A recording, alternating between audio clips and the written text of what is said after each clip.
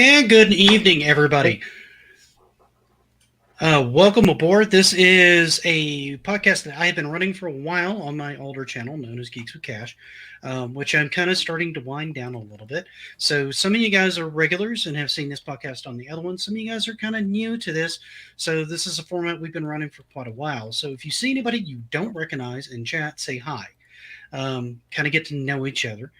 So what I have here is a panel of four people, and myself that I have spent quite a bit of time with over the last year or so, and they are a great, amazing group of people with some stellar content. So what I'd like to do now, before we go ahead and get started with the topic for the evening, is just kind of go around and let them introduce themselves and talk a little bit about their channel before we go ahead and get started on our main topic tonight, which is going to be Game Pass. So let's go ahead and start with Panda Sub 2000. If you'll tell us a little bit about what your channel's about, what you like doing on it, and by the way, all the links are in the description, but you're more than welcome to post the link in chat if you want. Well, howdy. Thank you so much for having me on your show, Geek Story. And I'm so happy that you're finally putting a great live show on your channel. So thank you again. This is fun.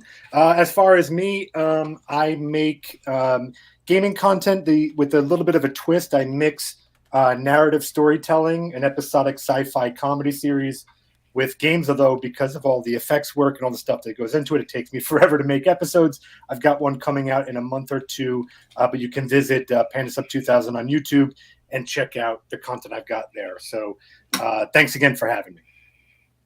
Absolutely. MrMatthews, if you take it away next, please. Sure. My video finally got caught up with my audio. I was watching myself be out of sync there for a little bit, so I'm glad my wife is actually in the chat right now. She promised that she wouldn't embarrass me, so everyone. Embarrass him all you want. The more, the better. No. I have a retro gaming channel. That's what I mainly focused on. I guess mainly NES, and that's about it. That's kind of what I do. Well, you're also Geek Storian's butler too. I mean, that too. I thought everyone knew that. I see a lot of familiar faces. I haven't been promoting it lately. I'm just saying. She's totally going to. All right, Stacey, it's lovely to have you in chat. Thank you for being here, by the way. Rab, if you go next, please.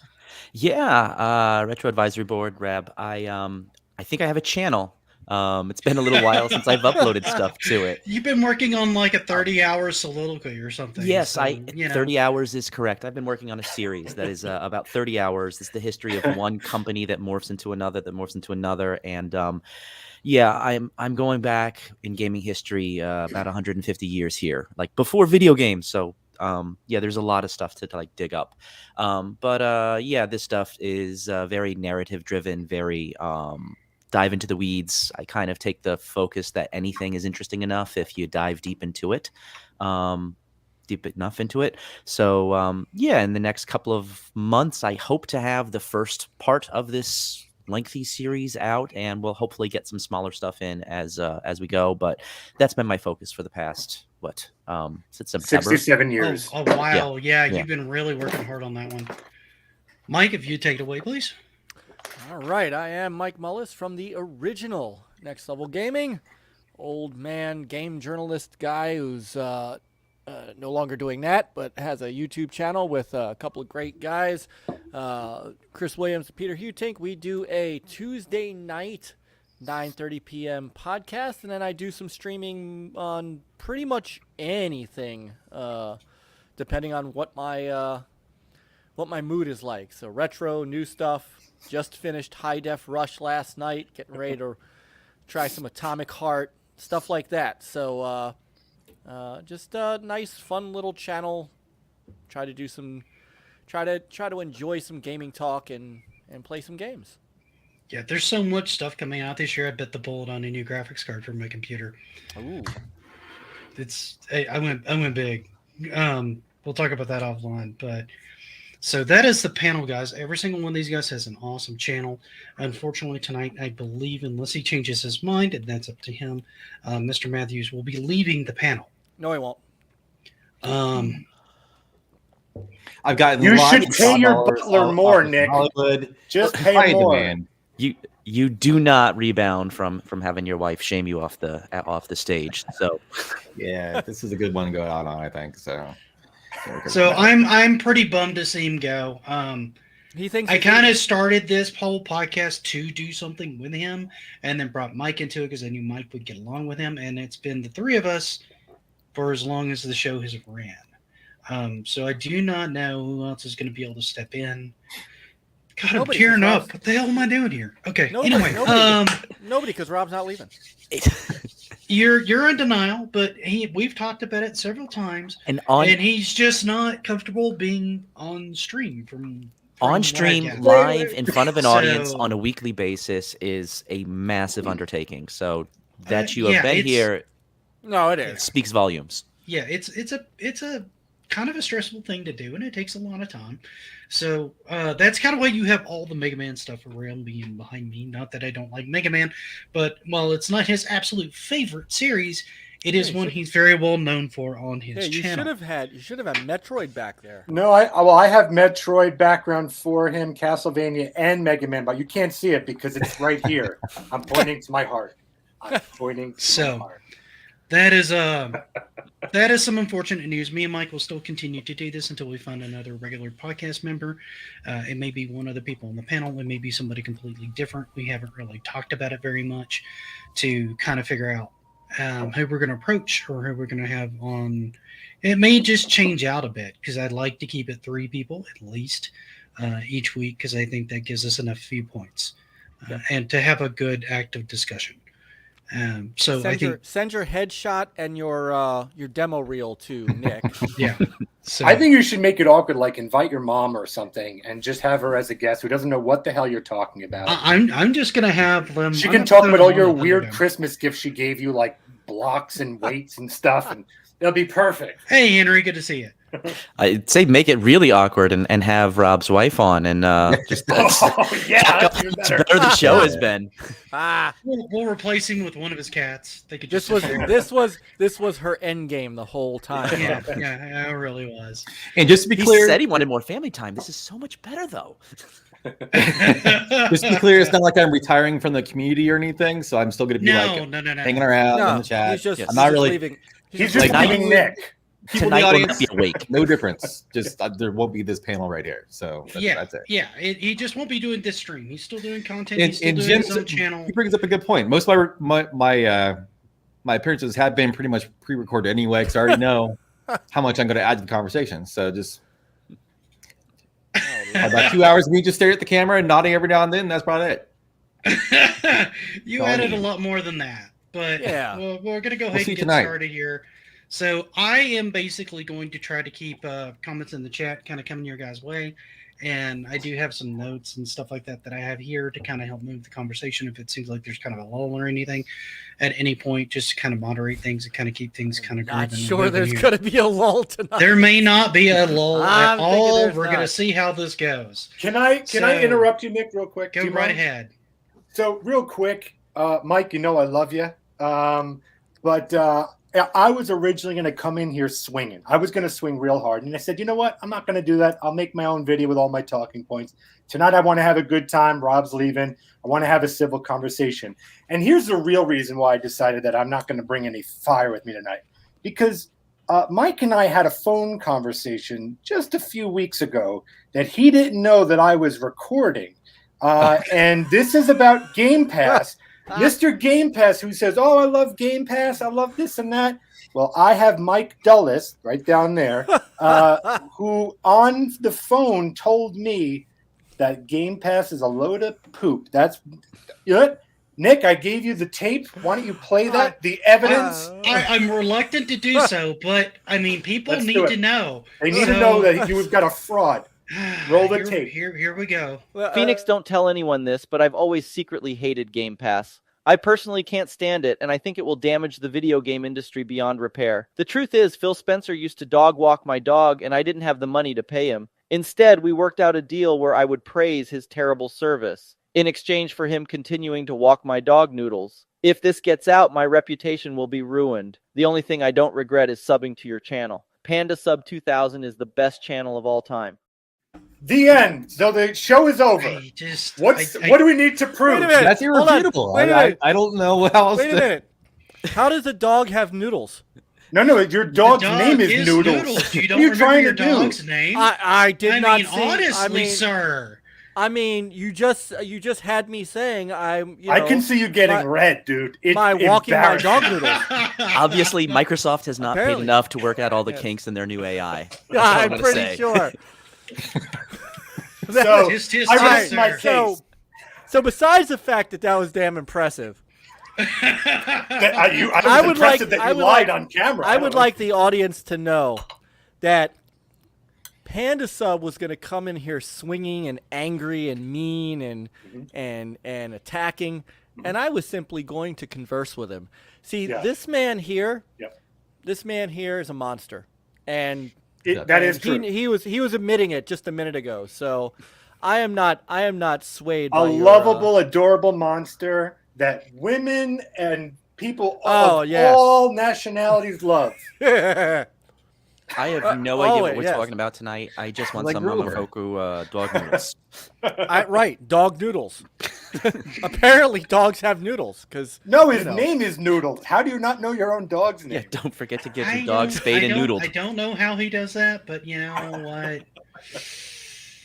I don't know. Well, anyway, I am sorry to interrupt, but I thought that was important, that everything he's about to say is clearly fraudulent. Anyway, continue.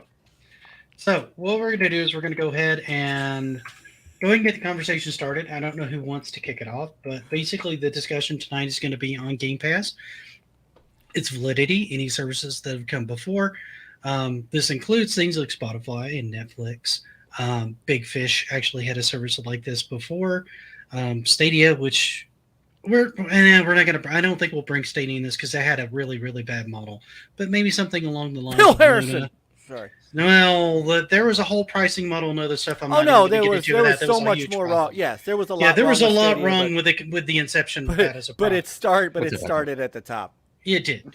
So there's a number of services like that we can kind of bring into the fold to discuss their merits and their downsides and what they've done for their given industries and how this might apply to Game Pass as a product/service. So actually, before we start, can I ask a quick question? Go right ahead. What is Game Pass? I picked this topipic. Do you legit not know what Game Pass is? I don't. Really? I picked this topic because you guys want to talk about this goddamn Game Pass since the very first episode of man. RetroRoots. Wait, you actually don't- That's why I thought it was Hold on. appropriate that we do it. Are tonight. you serious? I don't know All what of it the is. industry, No, Matthews. no, That's what come it on. is. Are you serious? No, The you industry know- insiders are on this. No, panel. I'm guessing no, it's some no. kind of Netflix for video games. That's No, kinda no, what no. it is. Even know- Stacy is you going know- really. You know what? She is. You I don't know. know- May I fairly? May I? Oh, you know what it is? Of course Mike, you do. This sums it up. This comment sums Mike, it up. may I very fairly, I believe, fairly explain to Mr. What Matthews the what Game hell? Pass is? May After I what do you that? just did to me, there's nothing fair about you, sir. Evening. So, Go ahead. Mr. Matthews, it's Game Pass is actually an incredible value. It's a very good service that Microsoft offers. It comes in a number of different price tiers, but the basic gist of it is that it's a collection of some old retro games and that you can play on your Xbox or PC. It's also day one release games for like Microsoft. So, for instance, if Halo were to come out, you're going to get Halo day one on your PC and your Xbox, right? And another great thing about it also gives you the ability to get discounts on other games, like on the store. On purchases, yeah. And another great thing about it too that some have argued is that what it does is like a lot of like indie games that you would normally perhaps never play, right? You may never buy them on the store because they get lost in the marketplace. By being on Game Pass, you have the ability to explore games that you otherwise probably would never have played, and you're not paying them for free, you're paying them for your monthly price. So you're getting introduced to a ton of games, and you can even stream some of the games. So, for instance, on your TV, some TVs even have the ability that you can just stream, Flight Simulator, and you'd be able to just take your controller and play that. So, Mike, maybe if you want to, anything I missed? So it's like Stadia.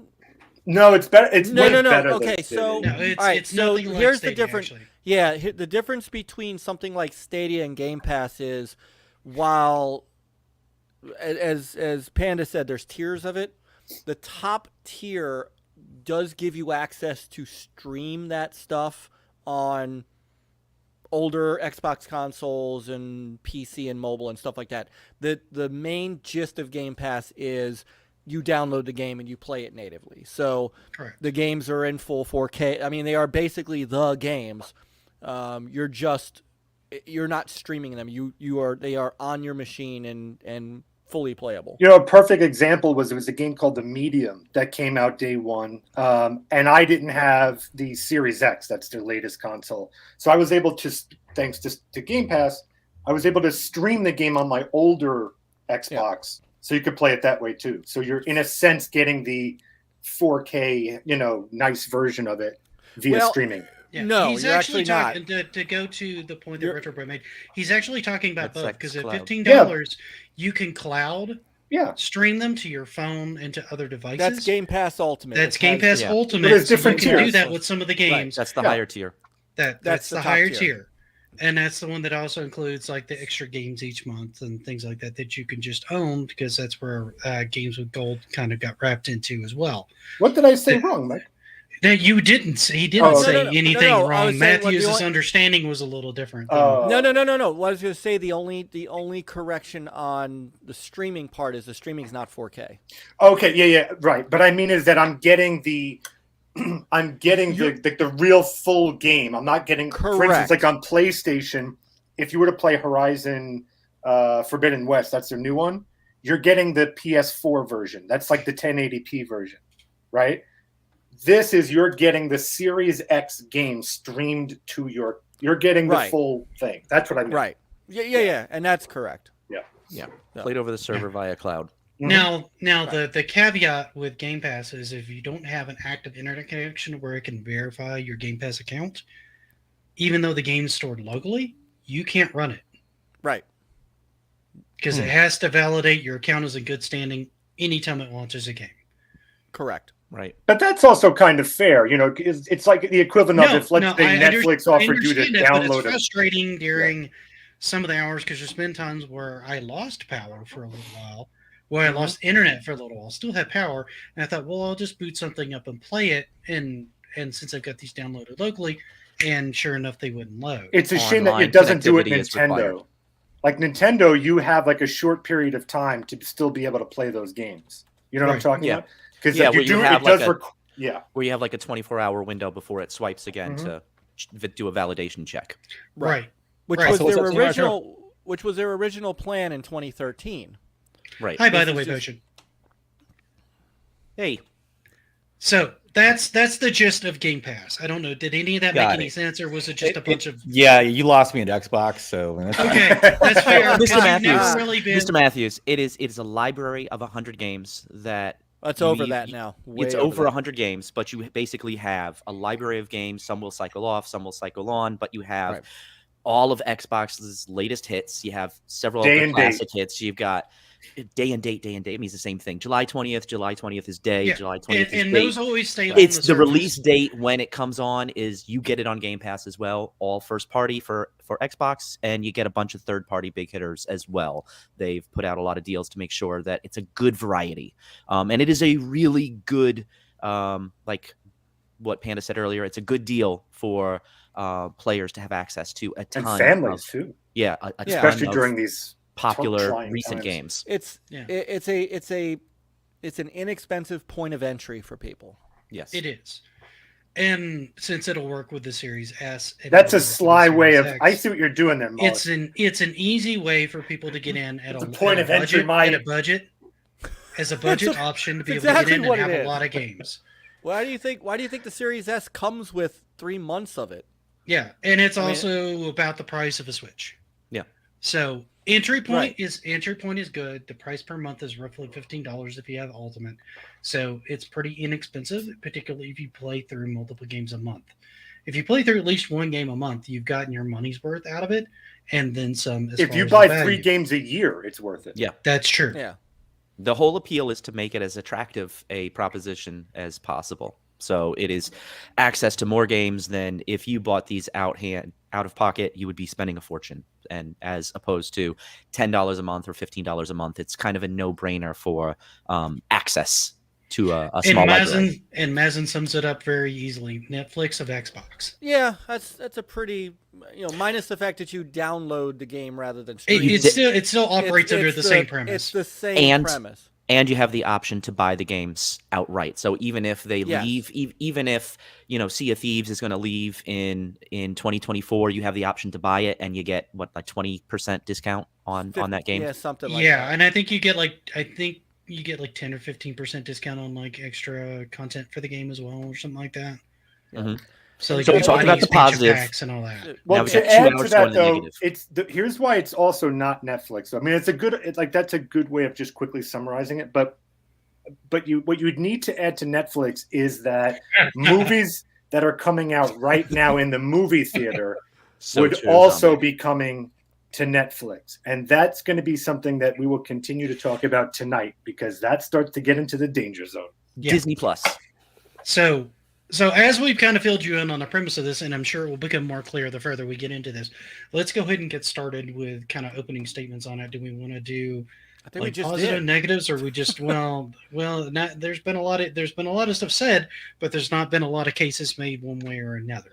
So I'm just going to kind of go around. We're gonna go past Rob for a minute as he kind of gets the lay of the land. Unless you have something I think to he say. should start and just let him Hell of a stutter. way to kick sure. him Well, off guys, the you know show, what? Nick. Rob, Game what Pass is your is like take on Game Xbox. Pass? As versions of Netflix, you get all these games and stuff, and it's Why is he leaving? Why were you talking about it? Everyone knows where it is.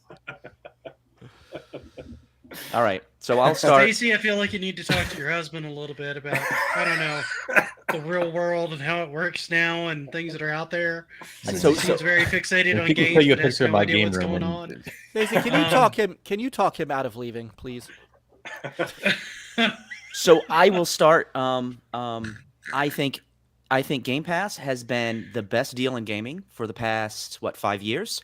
It's Phil Spencer's baby, and it is a brilliant move for Xbox to make. I can see why Xbox or Microsoft wanted to move into this subscription model for games. It has really solidified their ship. I think it's been good for Xbox. I think it has been good for players thus far. I also think Game Pass is an extremely dangerous precedent for the gaming industry by merit of every other thing that has moved to subscription services in every other industry over the past 25 years. My background, I don't talk a lot about my background on my channel or on podcasts, but I have worked with a lot of state agencies, departments, organizations, moving them towards software as a service, moving them towards subscription-based models for their software, for the healthcare industry, for education, for technology, a lot of different sectors. And I have seen over that 20-year period, a lot of dependency is being moved into this software as a service, and a lot of hype about it initially. And a lot of that tends to go away as things start to be stripped, and some of the competition starts to fall by the wayside. And invariably, we move to a situation of less competition, less flexibility, less more of a monopoly, and more of a, I don't know if you guys are familiar with the term, but a monopsony, which is basically a monopoly is like where you have one seller of a product, and a monopsony is where you have one buyer of a product. So if you are creative and you are making games, you only have one place that is going to kind of purchase your games, like a Steam, except you do not have the variety and the we'll take everything access of Steam. You have this service, and services have their limitations. And I'll leave it there. We'll get into a lot of the details, I'm sure, but that's kind of my general stance on the service. Yeah, well, I mean, you can look at, and at another time in my video or something like that, I'll give all the breakdowns. But if you look at what the subscription service did to the music industry, what it has done to the film industry, what it's done to jobs, pay, you name it, everything, quality, animation, television, education, everything. And how you hear now, and it's even changed the way, so that it's for the negative. And if you look at the way people are now starting to talk about Game Pass and the film, like Netflix and things like that, they talk about entertainment like a buffet instead of a dinner, right? Or a meal. It's, oh yeah, I'll just have this and this and this and this and this. And it starts to cheapen what these things are. And it becomes disposable. One thing I would ask is if let's say tomorrow there was a service that every single movie in the theater would be released as a subscription service at your home, you might say, wow, this is a great deal. I'm going to do this, and then I don't have to leave the house. Well, here's what happens real quick with that. Eventually, the theaters will close. Those will all shut down. Jobs will be lost there. Then after that, you're going to start seeing that because we're making it for the small screen, George. we're not paying as much for the films themselves. These blockbusters start going away. Pop culture, the way they look at blockbusters, goes away because there's no longer this unifying experience of going to a theater and talking about things. It's everyone in their home subscribing to this thing that they can go to the bathroom while playing the thing and answering the phone. Everything begins to cheapen, and the product itself will begin to cheapen. And then the last thing I'll say to this is, eventually, if subscription services do really, really well, here's what's going to happen. Netflix was great when it first came out, right? Because it was the one thing. It answered the problem with cable. But then there was Hulu, and then this, and this, and this, and this, and this. So here's what's going to happen. Capcom will have its own subscription service. Konami will have its own subscription service. XYZ will have its own subscription service. Now you're paying So much pachinko on Konami exactly. Plus. Now you're paying for 10 different services, and you can never own the game. There's tons to talk about. I think I've rambled on too much, but that's kind of the gist of my issues with it, is what it's done to the industries, as even Rab had mentioned, has been pretty devastating. Well, let me bring up a few points on that to kind of dig into a couple of things that you said here, because you mentioned the word disposable as in the content on it, but that definitely applies to the movie industry, and that definitely applies to the music industry, particularly as they've moved to Netflix and Spotify. But there's always been kind of wrapped around it. Now, mind you, a lot of us are in the retro community, and we don't consider games disposable. But if you talk to a lot of people that are in modern games, games are definitely disposable and have always been disposable. People that don't look back at a lot of these older games and don't go back and play a lot of these older games, look at newer games and any games from the last generation to 3 generations, including the 360, as mostly disposable, don't you think? I don't know. I think in let's say the Sony arena, I don't think we let go of our Uncharted's, our God of Wars, our Horizons. I don't think But people are looking at the new series. They're not going back to the old ones. You don't play them. You don't play them again and again and again. Linear first person, linear single player story driven games are not games you typically go back all the time to do. Now, some of us do in the retro community because there's also I've always said that there's been this disparity even before Game Pass. There's been this disparity between modern games and older games, and so let me address a couple things too, if you don't mind. The difference between the movie industry and the gaming industry is, in the movie industry, the price is set, period, end of sentence. Any movie you go to, whether it is a blockbuster, AAA, Star Trek, whatever, Star Wars movie, or you go to see something that came out of Cannes, you're paying $25 a ticket to go see it. You don't have that with You don't have that with gaming. You have, independent game developers get lost in a sea of AAA developers. They had for a long time. These services, whether or not it's Game Pass or PlayStation Plus, they give that attention to those developers. And I would argue Steam will highlight some of these as well and often put them on sale to try to attract customers to them, and they work those out with the developers as well. Yep. So you have to add something like Steam into the market too, and that's just a store. Steam, Epic, You know, Epic will give them and, away for free a lot you know, of times. Luna is still there, and one of the things like where Luna and Stadia, and Luna's still around, I think, just because Luna's still Amazon- around. Stadia is now dead. Luna still Yes. exists. Luna was a Luna- better price proposition and better service. in my Yeah. opinion. It was, but you bought the game and then you like GeForce Now. GeForce Now, you still have to own. No, not with Okay. Luna. I think there's a. Not with Luna. The other let one me have a was look. Hold on. Stadia. I know you- GeForce Now. You also have to own the game. yeah, Give me a second, I'm I'm telling you, I did The whole videos on IMAX, these. the IMAX on the Lower East Side. Actually, $25 in my area isn't that uncommon for like an evening movie. It's somewhere between like Yep. $15+ at least per ticket. And Yep. by the time you do any kind of soda or anything, it gets pretty Yeah, outrageous. You it's- can easily it's- spend I was- $60, $70 on an evening in the theater.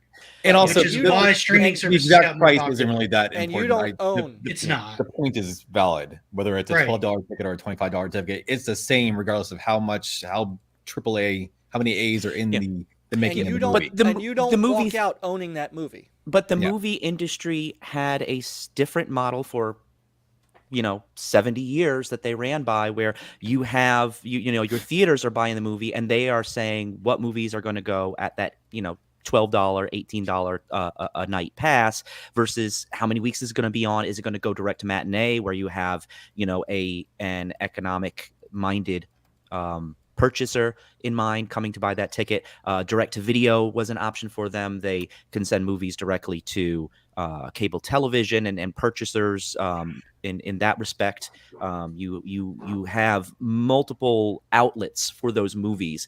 We think of the general movie industry, which is kind of the AAA experience that we see when we go to the movie theater, because that's like the options available to us. But there are multiple theaters that are not getting those, that you may not get into the AMC's and the I can't even Showcase Cinemas and the other main Regal theaters, the Regals. You might be going to these secondary, these mom and pops that will be paying at a separate price point for those movies, and theater goers might be paying $4 for that ticket, knowing that they're getting an economic. Let's Well, not go. Let's interesting- not go necessarily into just movie theaters. Though. Let's kind of keep it and focus kind of around Game Pass. Well, Now, but it's a comparison because It I is a get comparison I get the to an comparison. extent. I'm just saying, Here- movies have had different price points available to them for consumers to pay for they're the product. right, but they're not. If you go to a movie after 5 o'clock, it's this price, period. If you go to a movie before that and you have to figure out how to get there on a Wednesday at 11 a.m., sure, you pay less. The gaming industry doesn't work like that. And it's funny that Regal and AMC both came up with subscription services to try to. I was about to combat say those there are prices. Movie Pass. subscription services for those now Movie that Pass, you can right. pay for. If you're a really avid moviegoer, that's If definitely you're a an good way avid to go. moviegoer. But there's a couple of developers out there. One is one such guy, and he's very outspoken. His name is Mike Rose. His company is No More Robots. He put out Descenders. He basically has said that his game Descenders has tripled in sales since putting the game in Game Pass. Why? Because the places that didn't put his game in their subscription service, like PlayStation, and Nintendo doesn't really. They've got a little thing with their back compat, but people see people playing it on Game Pass, like what they see, either going by the game on Xbox because they want to own the game, they want to support the developer, or on other consoles and PC where it's not available, they buy the game. So this guy, Mike Rose, has been a very big proponent of exactly I've also seen the that. opposite, man. I've seen a lot of the community that if it's not on Game Pass, they ain't playing it. Like, they won't do anything unless it's on Game Pass. Yeah, That's it. I They mean, are done. I've seen that out of a lot of the Xbox community, and I've seen a lot of them not go out and buy the game after. They play it when it's on Game Pass. When it's off of Game Pass, they move to the next thing that's on Game Pass. And I've that's- watched it. And And that's that's what my- Gaikai was supposed to be for when Sony bought it. It was supposed to be the option for you to be able to play like modern demos of games, free exposure to all of these games you can play for a limited time, and then if you liked it, you could buy it. And that's There's kind of no question. I mean, let me be very clear. There's no question that, because I think a lot of people in the chat who are Oh, the obviously value very- to the consumer is insane. Obviously. That I don't is think not in question. No one's arguing that point at all. I have Game Pass myself, and I think a lot of people on the panel have it. So I've had this all the isn't- services. This is not a, well, you shouldn't my have that question- because No, of no, no, X. no, no. I use it Yeah. myself. My I question don't for think the audience is this. It's just a very simple question. How do you Like sleep someone- at night? Exactly. Like a baby. On this particular, staying on this topic, like someone had mentioned that they went to Ant-Man with their family and it was, $1 bajillion. I totally get it. I would never argue against This that. one. But here's the issue. Yes. So what do you think happens if let's say there's only subscriptions? I can assure you this is not up for debate. You will not have Ant-Man anymore as that kind of big blockbuster movie. You will not have those anymore on subscription services. You can't financially. You can't. It cannot happen. You'll have TV versions of it. You'll have smaller, versions of it. Sure. But they're not going to put all of those teams in, all of that money into these big experiences when you're not getting anywhere near. You're getting a fraction of the cost. And you This could isn't look at the- debatable. This is the you could- industry. You could look Actually, at the music so wait, industry to hold see on. what happened. And Exactly. I'm going to push back on that in one sense because and you and I, Panda, have talked about this privately, and I don't want to start this particular. Well, we already have your phone call. I mean, so this is all just. This is all. We're on the same team, dude. That is going to be one of the most. Panda is impressive noodling your things dog. you He do. agrees. Yeah, noodling my dog I may noodles. play that a few more times during the evening just because That it's is- that good. That was impressive. Yeah, he got me on that one too, Mike. Yeah, I got his wife to get him. Until there was no Oxford comma with my dog noodles. That's, Now, also another thing that Panda brought up was the isolation part of it. Now, Well- that isn't necessarily Game Pass's fault or streaming services' fault. A lot of this, I think, stems from we got used to being holed up in our homes for a long time because of the pandemic. So a lot of our mental thoughts and how we consume things Well- changed a lot during that time, right? Well, I don't mean More so isolation. than anybody but thinks. I'm here's saying what it changes the pop culture idea of something. You're no longer so like when, let's say, this new Flash movie that everyone's excited for because Michael Keaton's back in it, right? This idea that we're all going to have a shared pop cultural experience by all going to this thing, standing online. That idea of waiting online for the new Halo, that whole thing is gone because it becomes this thing. Oh yeah, I'm just going to download it. Okay, It's a buffet instead of a meal. all right, but I do becomes want convenience instead of experience. Yeah, But wait a minute. becomes Wait. disposable. So the only reason I'm pushing back on that is that I am, and this is where I want to bring this to gaming in a second because I have a different thought about what's really mucking up gaming because I do think that you're right. The quality of games are going down. There's a lot of that happening, but I don't think it's subscription services doing it. And part of that, it was starting to happen before. Yeah, and Because so they let were me- ripping parts of the games out in order to sell them to you later. Well, as let me DLC.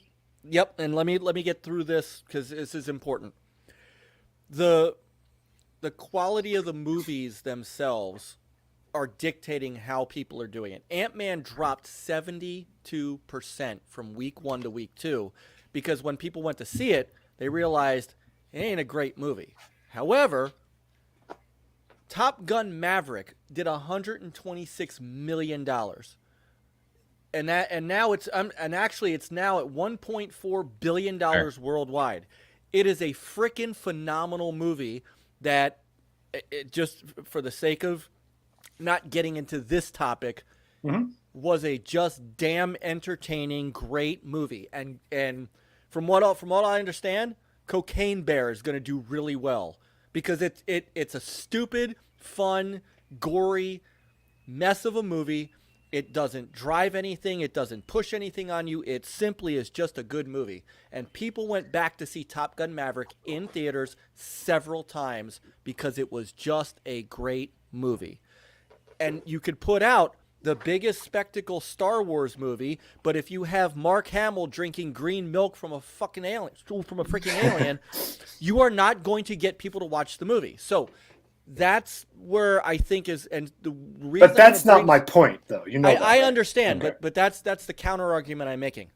Green milk. To get don't even you don't Your watch counter the is last, green milk. don't watch The Last Jedi. So with gaming, I think what has really led to a drop in gaming quality has been this free to play and as Rab said earlier, games as a service nonsense. And Halo That is starting Infinite, to taper down. Well, games as a service. it is, Mobile, but not. Mobile's still up there. Games as a service is starting to taper off. I would disagree, and I'll tell you. And let me finish this up, and then you can have it. Halo Infinite did what I think is a mortal sin. They took the game, they split it into two pieces. The campaign you could buy, or you could play it in Game Pass. The multiplayer is completely free to play. They make no revenue on it whatsoever. There are a bunch of these free-to-play games as a service things that are shutting down. Rumbleverse, Apex Legends Mobile, these because they throw money at this. I know. They throw money at this stuff, and then they realize, oh, well, we made something subpar because we're just going to give it away, and people don't, and they lose money. So that's where I think. I don't think it's subscription services that's bringing the gaming industry down. I think it's free to play and games as a service. Go ahead, Rab. But who said? I mean, I don't think it's one. Go ahead, Panda. Rab, and this could move into whatever point you were going to make. I was never even suggesting that the game industry is doing, like, I don't know, everything on my. I've been playing the PlayStation 5 like crazy. I've been loving all the games that I've been playing on it. Top quality games. So I'm certainly not suggesting that the industry is doing poorly or anything like that. I'm saying that if we were to move into a subscription model only, which is what Game Pass that's what is eventually going to happen. If that were to happen, that would spell doom for the industry. Rab, whatever you're going to say. I would say it's not to Mike's concern. I don't think what's happening to games is at any fault. Game Pass. I think Game Pass is one part of it, and what I had said earlier was I think Game Pass sets a dangerous precedent. I don't think it is causing games to go in this direction, but if this follows in the path, and I'm gonna pull a quote from Mr. Ed Fries here from Xbox, because he spoke on Game Pass when it was coming out, and he looked at the music industry as his example, and he said, I know where you're going with this. I saw this as well. Go ahead. Game Pass. Yep. I'm just gonna pull it out here. I'll quote him. Game Pass. So Game Pass makes me nervous as a customer. I love it. I love Spotify as a customer. Gee, I have all the songs I ever want. I can just play around with them. It's a great deal as a customer, and we're all saying that. But it isn't necessarily great for the industry. Game Pass scares me because there's a somewhat analogous thing called Spotify that was created for the music business. And when Spotify took off, it destroyed the music business. It literally cut the annual revenue of the music business in half. And it's made it so people don't buy songs anymore. Now, when Spotify took off, it wasn't just Spotify that killed the music business. Before Spotify, there was Napster, there was Kazaa, there was BearShare, there was all of this normalcy of pirating music. iTunes. I don't want to get iTunes. But iTunes helped it. Actually, Yes. iTunes got you out of that. Like iTunes was a fair. I'm sorry, but get back to iTunes kind of found the way, but Yes. the musicians were not being reimbursed at a fair rate that they were going to continue. What happened was the music industry, they were used to making all this money off of sales. They were no longer making those money off the sales. So they were basically, they cut out session musicians. So session musicians were not recording on your albums anymore. You went to a single producer who was producing all of these songs. That's how you got your, what's his name? The producer that produces like 40% of what becomes Mudlang. pop Mark music. Mark Ronson. No, like DJ something. There's a few. There's a handful of them. They're all just. You basically have moved to this model where music has become so formulaic because the music publishers the recording studios are very much dependent on having a hit song. They're not worried about hit albums anymore. No one makes an album anymore. So you have to have a hit song. You have to do, so well because you're only going to get, so much exposure. It becomes formulaic. You have a lot of sameness in music, and you get you've seen a revival of like an indie music scene, but that really doesn't affect the industry. The industry moves towards this very formulaic model, and I think that's the concern with what gaming what may happen to gaming is as the industry moves towards subscription service model. What is PlayStation's answer going to be to Game Pass? What is Nintendo's answer going to be to Game Pass? Okay, right now Nintendo has Nintendo Online. Right now PlayStation has, we don't really put all our eggs in that basket. We are worried about putting out these giant AAA experiences that people can only have on PlayStation. But you know what? Sony and Nintendo have investors too, and they push them around. They push Nintendo around to be able to go into mobile when Nintendo was kind of floundering with the Wii U and 3DS era. They pushed Sony around when Sony was kind of dropping in the PS3 era as well, and Vio went away, and Sony becomes extremely dependent on PlayStation as a sole brand. So investors, they want to see what your subscription solution is in every industry. Everything they are investing in, they want to see how many subscribers can you get. We want to see your subscribers. We want your metrics on your subscribers. We want you to have a relationship with these subscribers. Tell us how you're going to build a relationship moving forward. And it becomes very much cookie cutter solutions that they want to see coming out of gaming. And gaming is a creative space, and they don't care about creative. Like music was a creative space, and movies and film and all of these. And I know I'm monologuing, so I'll drop it there. No, it's okay. I would argue on some of your points that games were already kind of becoming somewhat formulaic before Game Pass. You had Assassin's Creed series around for a long time. You always around for a long time. Open worlds had started to become formulaic. Every Pong clone. You can look at Breath of the Wild, and you can look at Immortals Phoenix Rising, and much of the core gameplay between the two of those is almost identical. Well, every Space Invader clone. Well, and they started to go episodic, so yes. like, King's Quest and stuff.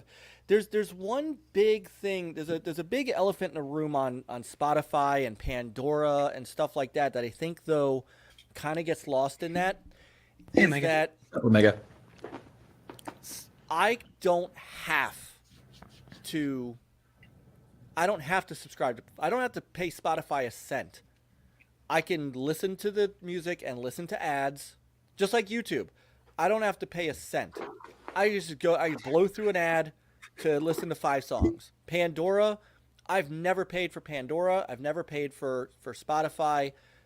I've never paid for Google Music. I just say, Google, play this, and I get what I want.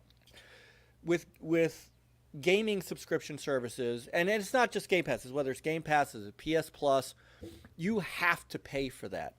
Microsoft, because Microsoft has to pay the developer.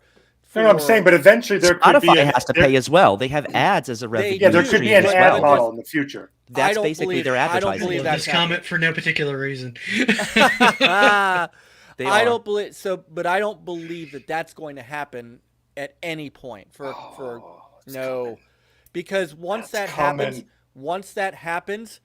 I'm telling you, once that happens, and here's the other thing that you have to understand: publishers and developers have a say in this. That's why not every game is in Game Pass. That's why. Well, and on that point, a lot of developers have been at least games that aren't necessarily like Xbox Studio games, haven't always come to Game Pass on day one because they don't want to cannibalize their sales on other platforms or physical, because it does cannibalize sales. There's no getting around that. That's just straight fact. Microsoft has said as much. Yes. Well, this is what EA does. So EA Play, which is part of Game Pass, EA waits 6 to 8 months before putting any of their games in their vault, which then become available in Game Pass too. Games like Hogwarts Legacy, not in Game Pass. May it come to Game Pass in like a year or two? Maybe, but it's not. I don't think the model is ever going to move to an all subscription all the time. I think you're going to have a choice, because there's always people too that are always going to want to own their stuff. Whether or not we can have the argument whether or not you truly own anything right now. I don't believe you do, because discs are to me are worthless at this point. I would Mike, argue- just I would- admit you want people to own nothing and be happy. I would argue that the Switch you I don't actually care what they physically do. own. Yes, because the cartridge. I Yeah. actually don't care which way you go. I'm not a proponent of forcing. Like, it's great for me. It's not the best option for other people. There are people that want to own that disc, own that box, have that on the shelf, and I don't think that that's ever going to go away. Just like I don't ever think movies and music are ever going to go away. You're always going to be able to buy a CD. You're always going to be able to buy a DVD. I don't think you're going to ever get to that state because a publisher and developers, they have to agree to put their games on those services. And like I said, Warner Brothers, they're not forced to put Hogwarts Legacy on Game Pass, and therefore they didn't. And Where are romantic Now- comedies in movie theaters anymore? They're not because they can't. And they're if starting you're to- talking- well, those you are don't- starting to pop up on Mike- places like Netflix and other streaming services because there is a market for those, but They not. go not- to a streaming service. They do. It They don't- changes the industry. Well, and okay, well, not that a goes- well. It's I've a seen- it's a I've fact. seen romantic Okay, comedies. time. No, that comes I've down seen to a romantic- few factors. You have You Disney, have a which is couple, but you don't have as many as you used to. If you go It back and look at the changes numbers, everything. the same with animation. There's less and less that is arriving at movie theaters. It is going. They are being bought at subpar prices for these streaming services, and they are more formulaic. They do not get the ratings or the standout qualities that you used to get in the 90s or 2000s because everything is being moved. They are no longer the blockbusters. Everything now is all Marvel superhero movies Well, that's part because of it. that performs. But to go back to your point, you were saying like you don't think things will ever go that way. The biggest two publishers, the biggest two gaming and the biggest two gaming publishers on the market are Google and Apple. Neither one put out physical products. Stadia was able to launch a service. They did not put out physical game products. Luna And they is not. failed. Amazon, they failed. Well, they tripped over. They couldn't help but trip over themselves at every step of the way. They didn't have to fail. Amazon put out a gaming service. They're not putting out physical products. Some of these companies are opting, some of these publishers are opting to put their games out without putting out physical products. So you do have a very large part of the industry that is forgoing physical. You have a few companies, you have a few large players that are deciding, okay, we'll still stick with physical, but now you have, the Xbox Series S is all digital. You have the PlayStation all digital. You have the Steam, the entire library. There's no PC software that is physical. Most millennials, most Zoomers, most Gen Z, they don't care about physical and material things. They care about experience. They care about flexibility. So the industry sees this. They know that, yes, there are us old diehards that want to buy physical products, but most of the population moving forward, outside of the US, almost all the population moving forward wants digital. Go ahead. And Yeah, Scepter. I'm still waiting on my pre-order to come in because I can't find it physically anywhere. It's driving can me you bring crazy. up Dread? Can you bring up Dreadpool's comment again because that I think taste is and the- changes. Of what Yeah, people want and- to put and- that one? and- Okay. and- This is not. I- This is wrong. It's like it's off It's topic. not. It's No, but it's no. not. I'm working. Because- I'm telling you, this is what you're about to say is wrong. It wasn't that romantic comedies. It's this fact. It wasn't that romantic comedies because people changed their taste. It has to do with the price of going to a theater now that's losing money and blah blah blah X Y Z. I'm not going to go into all this. That the only thing now that can sell that amount is the same Marvel movie. That's why you're seeing all of the major studios are not greenlighting those movies at Yeah, that price they're not point going to to put greenlight in. the Because smaller movies people- and risk losing money because- when because they know people they can don't make want to gangbusters s- off these big the subscription superhero model. flicks. But they are still But- making these movies at $3, $5, $7 million a pop to put on, the Yes. streaming services. do Which appear- waters down the product. Yes, and they all It's have a the same buffet. the same It's not plot. a meal. I don't understand. I mean, It's people- fact. And this is not a debate. It's an I- actual people, fact. And people- Jeff, I'm the same way. I prefer I would- physical on the Switch because I feel like I actually own the product in some respect. I do still buy some physical games and I keep the editions of the consoles that have physical copies. and I do that primarily because there are different sales for physical games versus digital games, and that gives me more options to be able to save more money when I purchase games. So it's worth the investment in getting the larger unit with the physical one to be able to have that option should I choose to choose it. I don't always choose it, but it's a nice option to have. So I'm with you on that. By I'm the with way, Potion like- Sword Run 100% of the way. Our By the way, comics Dis- guy is falling asleep. But Disney keeps on point. Disney keeps pumping out animation, and they keep losing money. They brought out Lightyear, which did not hit Disney Plus for a while. I'm not sure if it's on Disney Plus yet because No, I think they held off on it. because I don't have Disney Plus anymore because I'm not supporting Disney. I'm not say I thought I may see even I'm though on Mike's side now. even though you attack I'm on Mike's me, side. even though you attack me and you make I take it all back, They- brother. I apologize. but Oh no, I'm gonna saying- play that again in a minute. and what's funny is that all those movies fail at the box office, and it's not because you can watch them on Disney Plus. It's because the movies they suck. They're not Toy Story. They're trying to make movies for a market that doesn't want to see them. And Well, I that's feel like even Pixar has.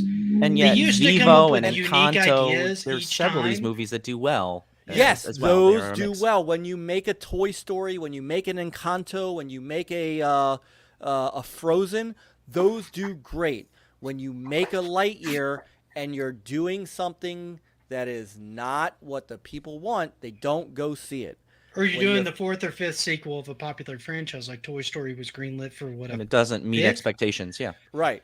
So, I know we keep going back to that. The game, the whole point I was making about there will always be games to buy, even if they're digital, because the developers make money on digital. Digital, maybe. Absolutely.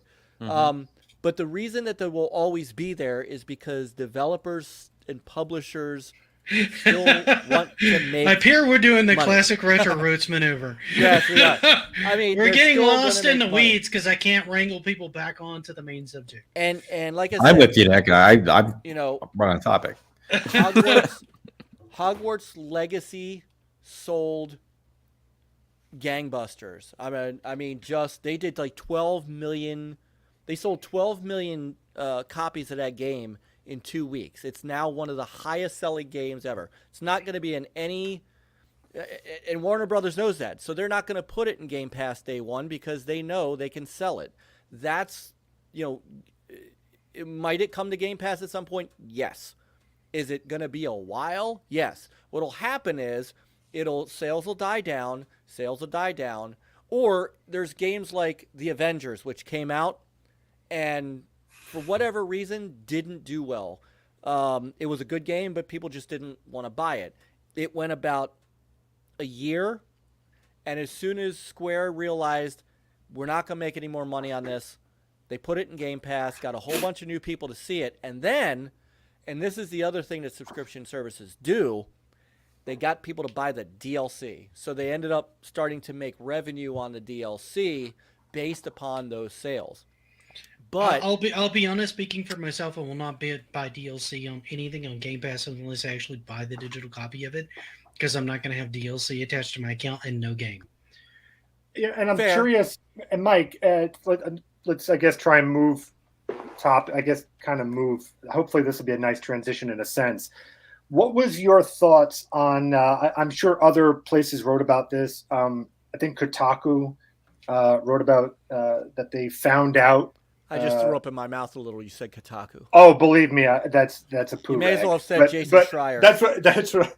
But that it was revealed, and perhaps I'm wrong, that it was revealed that actually games have been losing money on Game Pass, as far as like that there was a lie essentially that they make money, that people buy the games, but it was turned out that they're not. Yeah, it's a loss leader for Microsoft. They're losing monies. These studios may not be making money on Game Pass games.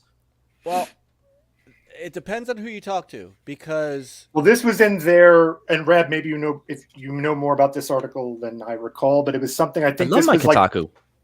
I read it so- twice just to make up for Mike not reading it. So, I think yeah, it was so- revealed in some of their financial reports or something that that went against what Phil Spencer had originally pitched back in 2018. I don't know if you're familiar with that. So in October of 2022, Microsoft has said Game Pass was profitable and accounts for about 15% of Xbox content and services revenue.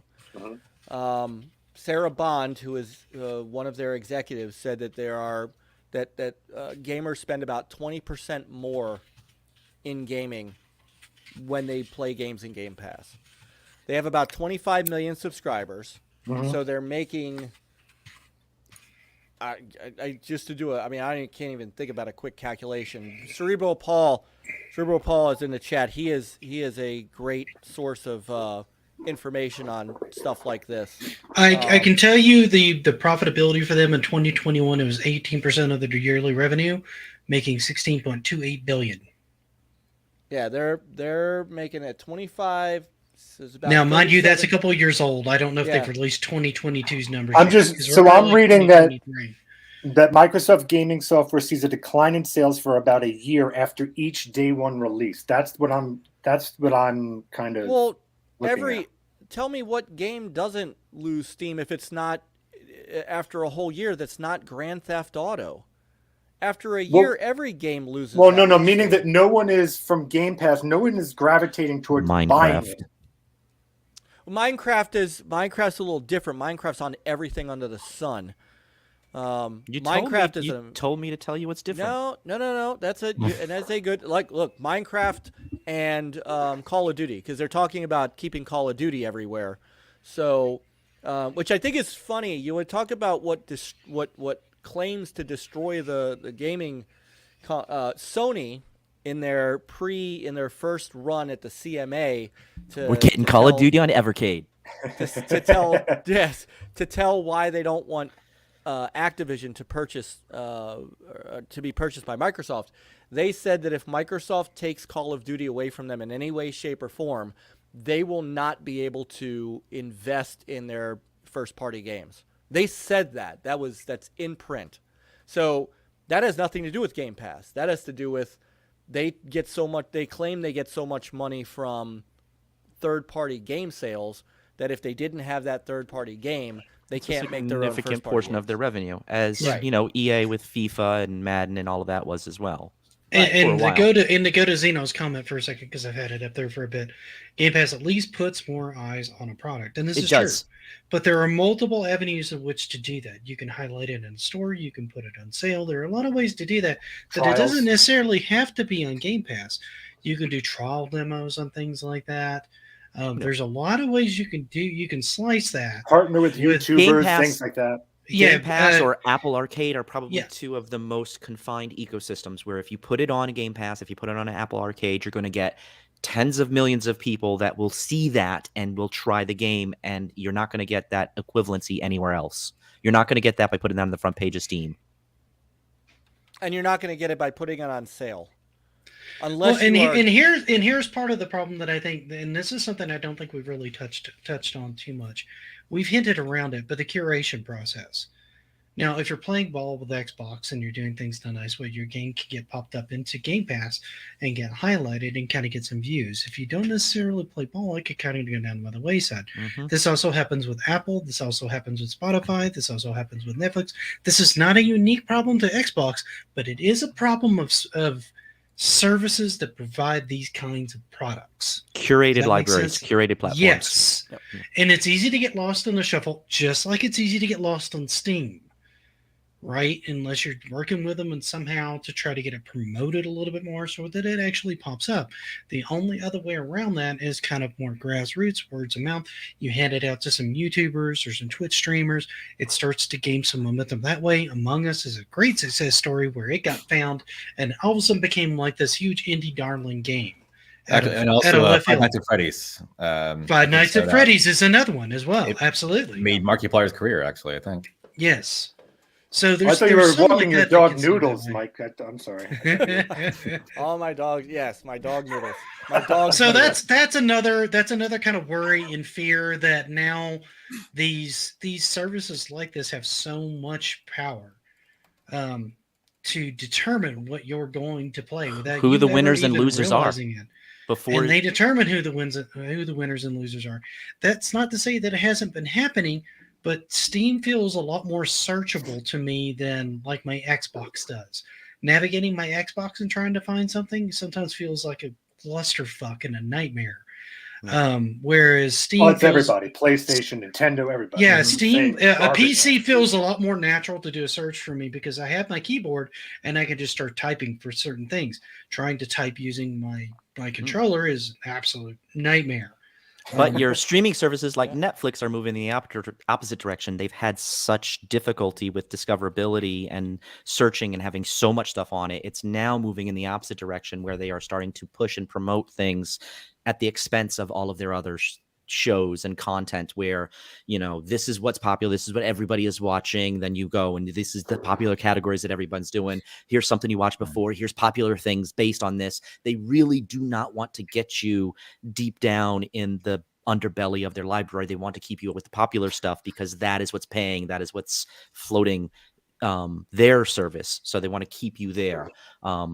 So discoverability becomes its own albatross that even when you get to something like Steam, eventually they kind of move towards guiding you towards the paying players and not the 20,000 freebies. And that's not to say that you can't find this, but you have to dig pretty far back in the pages on. And much like the kind of Google effect, if it's not on page one, a lot of times you don't find it. By the time you hit page 2, and especially page 3, people start losing interest in digging in. Now, I'll sometimes do that just because I'm looking for something off the wall and weird. You will search. You will find it. I 99% of their audience will not. But most of the audience will not. And I'm not saying even I do that all the time, but sometimes I'll just go through and see if anything catches my attention just because I happen to be there and what's on the front page doesn't really appeal to me. And I'm like, well, let's dig a few more pages and see what I can find. Yeah. And can I just throw out some solidarity with the audience that Mr. M is not the panelist we deserve, but we're just happy he's the panelist we need. I think he's killing it. He's crushing it tonight. I don't know how you could. I think he's been AFK for like 20 minutes. He's just got something in the loop. It's fine. I just been reading the game subscription for good.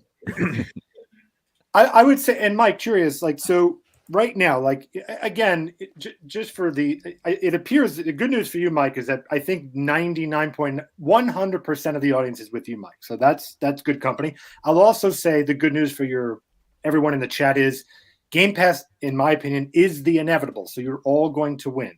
Just one second. News is Microsoft is selling it off. Right, Microsoft's selling it off if they don't. Here's my thing. That didn't even make any sense to me. I saw that. I wasn't going to bring it up tonight because I'm like, this is nonsensical, and it's not on topic. Totally not. And the guy who said just not on topic. And the guy who pushed it decided to go hide. So yeah. I didn't even see what that was. But, we can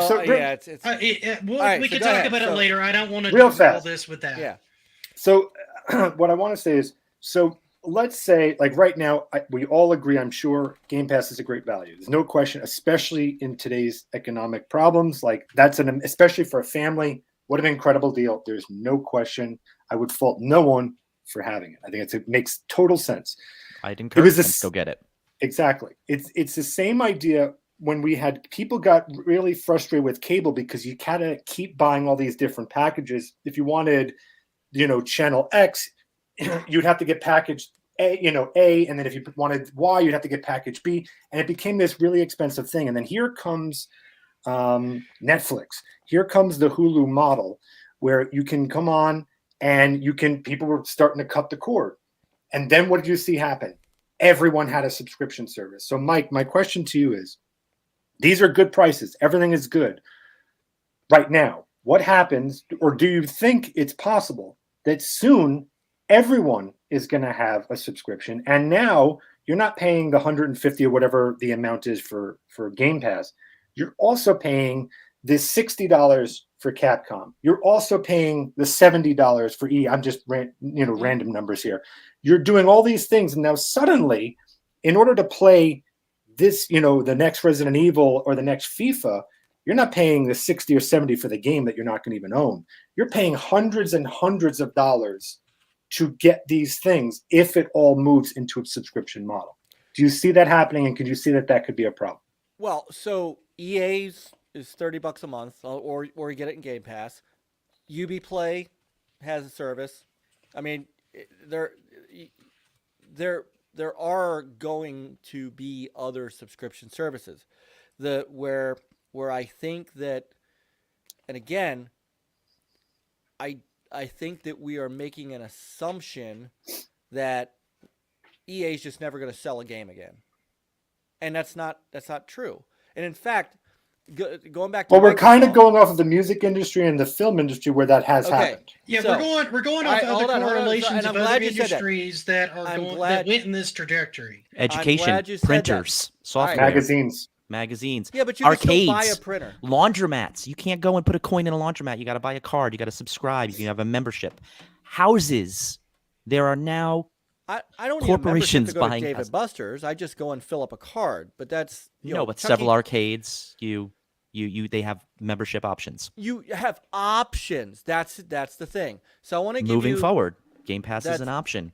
and it still is. And I want to give you a quote from one of Microsoft's. So Sarah Bond is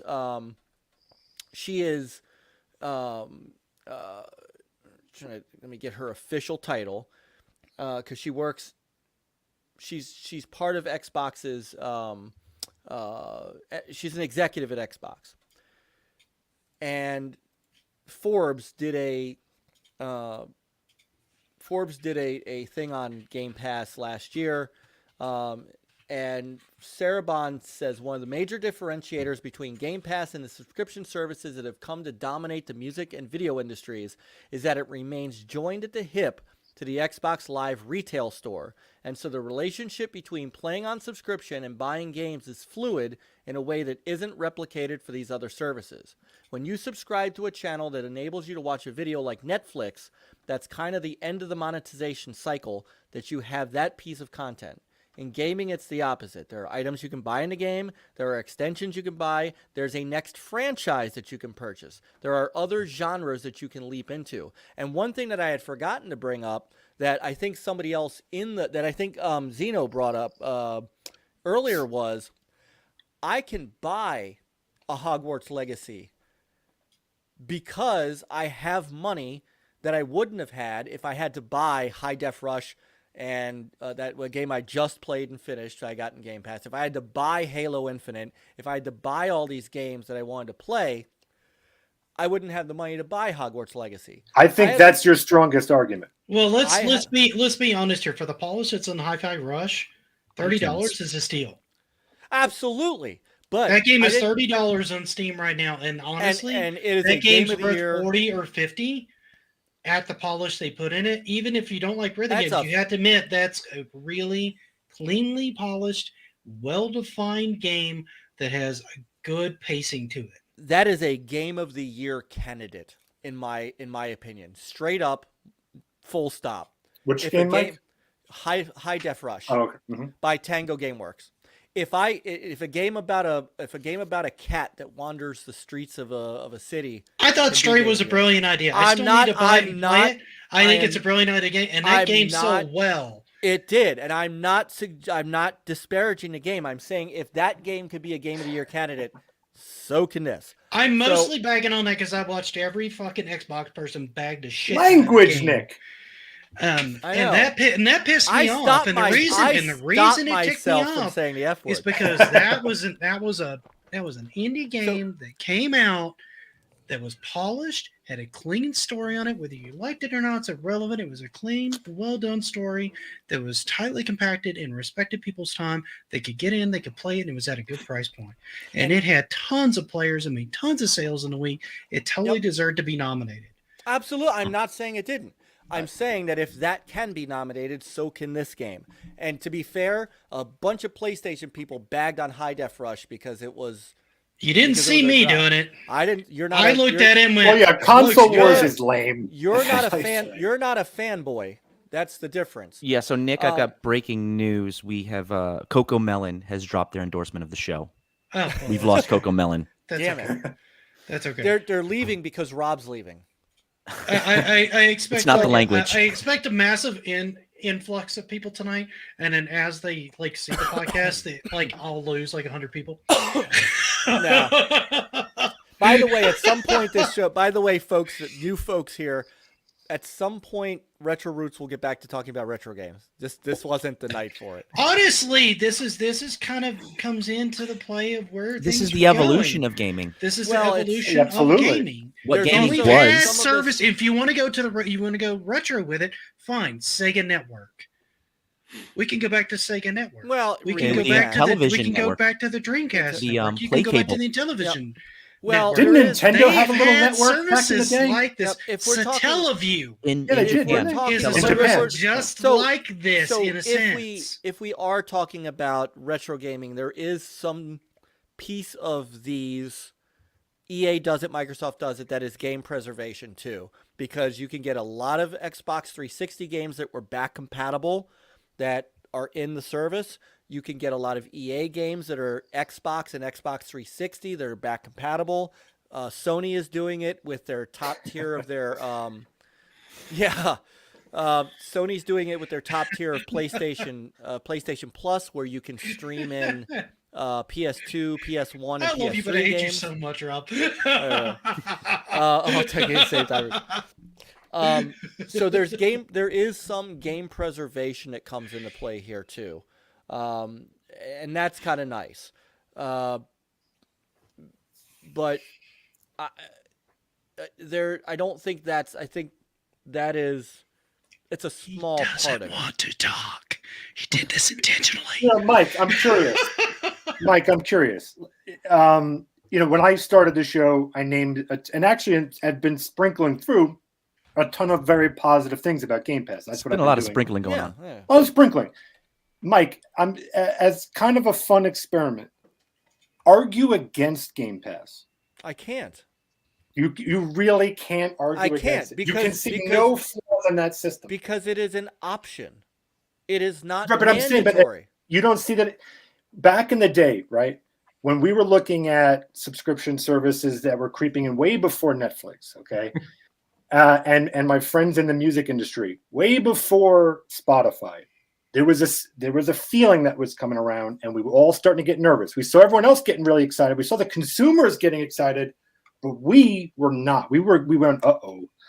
So you can't see a potential inevitability that this could go awry. Even if it's, let's say, advertisements, there is no scenario where you see that this is just a flawless service that can't, from a big corporation, that will not within take it down the Microsoft bad road. itself, Windows was something that you bought and you could use, and you had a license. You kept it for as long as you wanted it on that system. You no longer, now it is a subscription service. Yeah, don't even get me started about Adobe. Office, Yeah, oh God, I Microsoft hate Office is subscription. Adobe has Oof. taking hate them just with the hate them but with the Red Adobe Hot went Sun. straight subscription, and it And now make you're bank. screwed. worked And incredibly for them, They make but it bank. has not been good They for the make customer. bank, but it doesn't.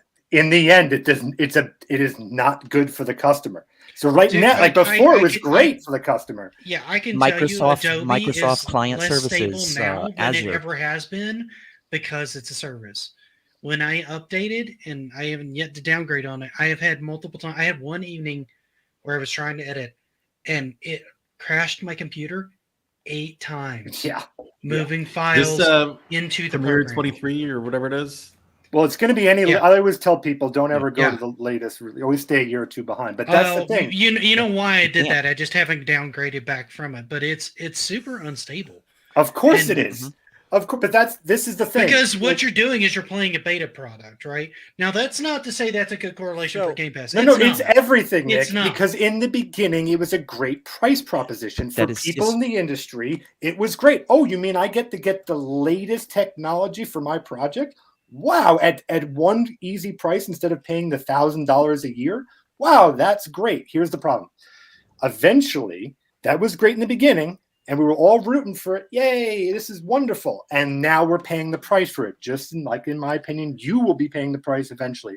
Now the problem is that you are locked. Think about this.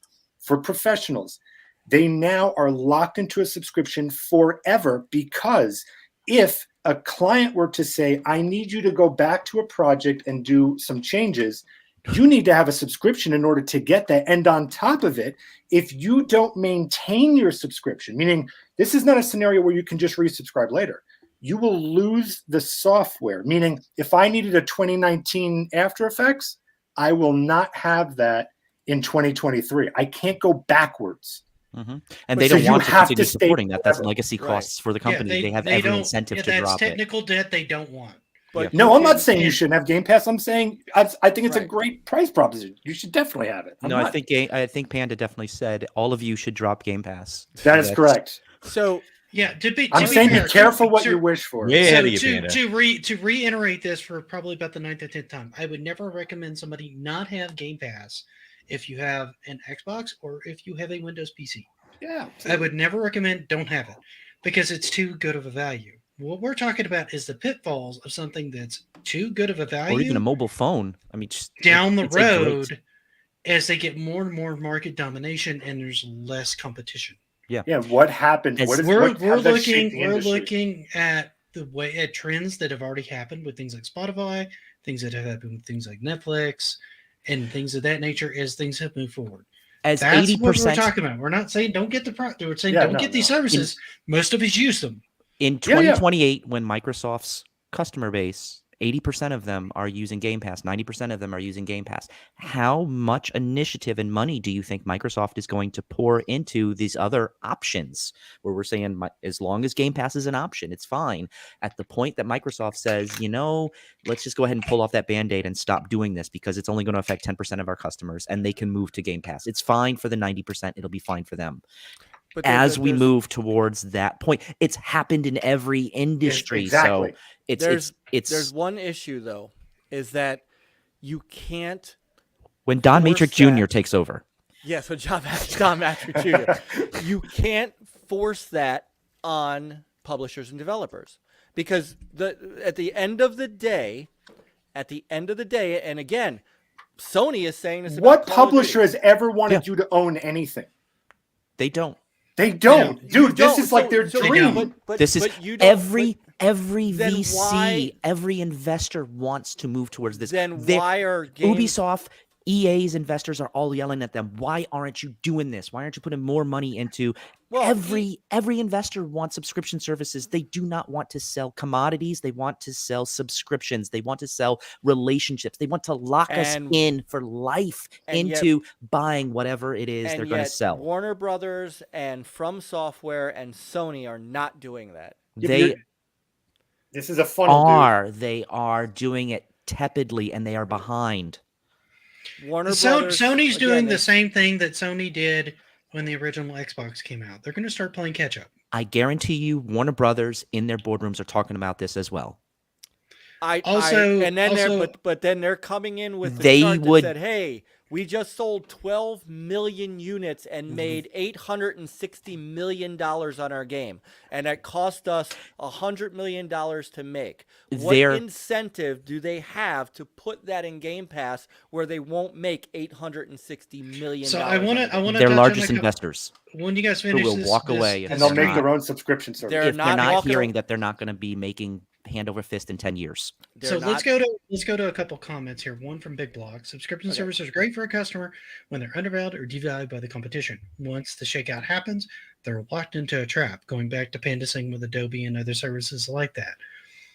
Now, Scepter has one. Is Microsoft forcing people onto PC? Let me handle this one a little bit. What do you think? Because I think, in a way, they are. Because here's the whole thing. This whole gambit with Microsoft to do Game Pass this generation was one to kind of push people to buying an Xbox and also to get more PC gamers looking at Game Pass and looking at the Windows Store versus looking at Steam. They want to take a chunk out of Steam. They want to be a bigger player on the PC, and they also want to be console agnostic. You have to remember, Microsoft at its core is not a hardware company. They have never been a hardware company. They have never really wanted to be a hardware company. They've always done it slightly under duress, and then when they do it, they start in kind of light, and then they go for the throat. And that's kind of where they're positioning themselves now, is to start to get market domination with these kinds of services, where it doesn't matter what you play on, you're still there. Yeah, they're on TVs now too. Yeah, in a way, yes, they are, because they don't care where you play. They want you in the ecosystem, and the difference between a console and a PC is getting less by the day. They went into the Xbox to begin hardware with. They went into Xbox to begin with because they were so concerned that Sony was going to transform the living room. Yep. They were going to eat the PC. There's going to not be a need for a PC. And hello, there's no need for a PC. You've got your phone, you've got your TV, you've got your Internet of Things. You don't need a PC. Well, look at the consoles now. They are PCs. Yeah. Yeah. They have the same. They have the same. Same architecture. Yeah. Yeah, And they're like mid-level which PCs, and Microsoft more than any other bases their architecture Game Pass off of is PC fantastic. architecture. Sony will often do something completely different and something weird, which sometimes works out great for them and sometimes doesn't. But they will play around with their architecture. The original Xbox was a Pentium 3 processor with off-the-shelf stuff. Now the 360 was not. The 360 was a power PC. That was a totally different architecture. But when they realized that they wanted to bridge that gap, because Microsoft, to your point, Nick, Microsoft's always been a software company, and the one thing that PC players always complained about was that Microsoft was forgetting about them because they were concentrating on console and the Xbox 360. In the Xbox 360 era, PC players were angry at Microsoft because they were leaving them behind to do console. So the Xbox One became this kind of melding of the two. To be fair, this is starting to swing the other way, where PC players are starting to become a little bit higher priority. But for the longest time, PC players were left in the dark by a lot of companies. Rocksteady was bad about this themselves. They put out broken ass games on PC. Yep, Arkham. Multiple games that were just straight up broken on the PC and nigh unplayable. Even Gotham Knights had a ton of performance issues on PC that it did not experience on consoles, and that's a modern take from them. Yeah. So that mentality is starting to change, but it's slow. And the reason that mentality is there is because, quite frankly, it's easier to develop for a console because you know what the specs are. You cannot take into account the specs on a PC because you don't know what one person has versus another thing. So you kind of have to make a lot of adjustments in the code to be able to accommodate for that. And that gets tricky, and that adds more complexity. So they prefer to make for console first because they know what they can get the performance on it, and they know it's going to be the same every single time. And yet the elephant in the room, you said, that PC is getting more and more attention. It's still mobile. It's this mobile. When Mike was talking about like Game Pass is not the fault of all of these issues in the gaming sphere, I think mobile has a lot to stand on trial for. I mean, the free to play model, that's mobile. The kind of free trial model, that's mobile. The focus on formulaic content, it all goes into mobile and not being able to get through those stores. But this is now almost 60% of the market. This is what drives gaming today, and so much of what we see on console, on PC is mobile driven content and mobile driven microtransactions, and get you into this and just keep, just get it as cheap as possible, as free to play, as limited, and just then you can go in with the microtransactions or give them a piece of the game and have them go in and purchase more and more and more, to get it out. It's very much taking over the way that games are developed. I think Apple and Google have a stranglehold on this that Microsoft is fighting with Game Pass and subscription model. I think Sony is fighting with the blockbuster AAA and Nintendo with its, but this has a lot to do with those problems. Well, and in a lot of ways, they're getting a lot more deceptive with it in a way. And I say deceptive because a lot of people run into this game on the Switch. Mm-hmm. And like say, I'm drawing a blank on it. It's a really popular mobile RPG. Games as Genshin addictive. Impact. Yeah. And their first experience with it is on Switch. And so they think it's just a free game on the Switch, not knowing that it was a mobile game that was ported over. Right? And so now they're in this ecosystem. They're starting to see these things and either get an okay impression of it or a bad impression of it. The point is a lot of these things are starting to kind of blur lines on what platform they're actually on. Mm-hmm. Because the quality level has gotten to a point to where people legitimately can't tell the difference. Yeah. And just real quick, I'm not going to interrupt you, Mike. I just want a reminder for the audience, because I keep seeing a lot of the chat is making it look like I think that the idea is that we're just crapping on Microsoft or Game Pass. That's not what we're trying to do. I think we all agree, again, that Game Pass is a very good value. I can absolutely if someone had Game Pass, I would totally understand why they have Game Pass. The question that we're kind of debating this evening, the direction exactly, is what does this mean for the future? Like right now, like I had said earlier, Adobe, when they said subscription model, a lot of people, not me, but a lot of people were excited because you got the latest technology for your projects now at a much cheaper price. Fast forward 5 to 10 years later, it is the worst thing that has ever happened to the industry. So I'm not saying that's going to necessarily happen with Microsoft here. That's kind of the debate. What does this lead to? Where does this go? That's what we're arguing. We're not saying that Game Pass is not a good service. Of course, it's a great service. And I think Microsoft has handled it very well. I think they've been good stewards of Game Pass. So I don't think this is a criticism of what Game Pass and they've is. also been really good about leaving the developers alone and let them develop the games that they want. And they go into a couple of good things that's happened over the last couple of years, because a lot of people talk like, oh, there's not been a lot of games that have come out. Well, that's not exactly true. You had Psychonauts 2, you had Horizon 5. They helped Double Fine behind Psychonauts 2. They helped them immensely. Grounded, which is a great game for people who like crafted. Sea of Thieves, which I'm a little reluctant to bring up because I actually technically came out, I want to say, like 2017. So that's been out for a while. But they've been actively working on it, so it still counts in respect. And this is just like a handful of things that I found in like a few minutes that have come out there. I'm not talking about Atomic Heart, but that's not their studio themselves, right? That's a different studio. Stuff like Hi-Fi Rush getting highlighted is always great. And in a lot of cases, the indie games have seen like 15 times the amount of sales that they would have seen otherwise, because it did get them in the forefront. Most AAA games are seeing somewhere around 3 times during that window. But the other thing that also has to like change too is, in the same way that Netflix changed the way we view things, we have to change metrics and how we grade games with these kind of services in.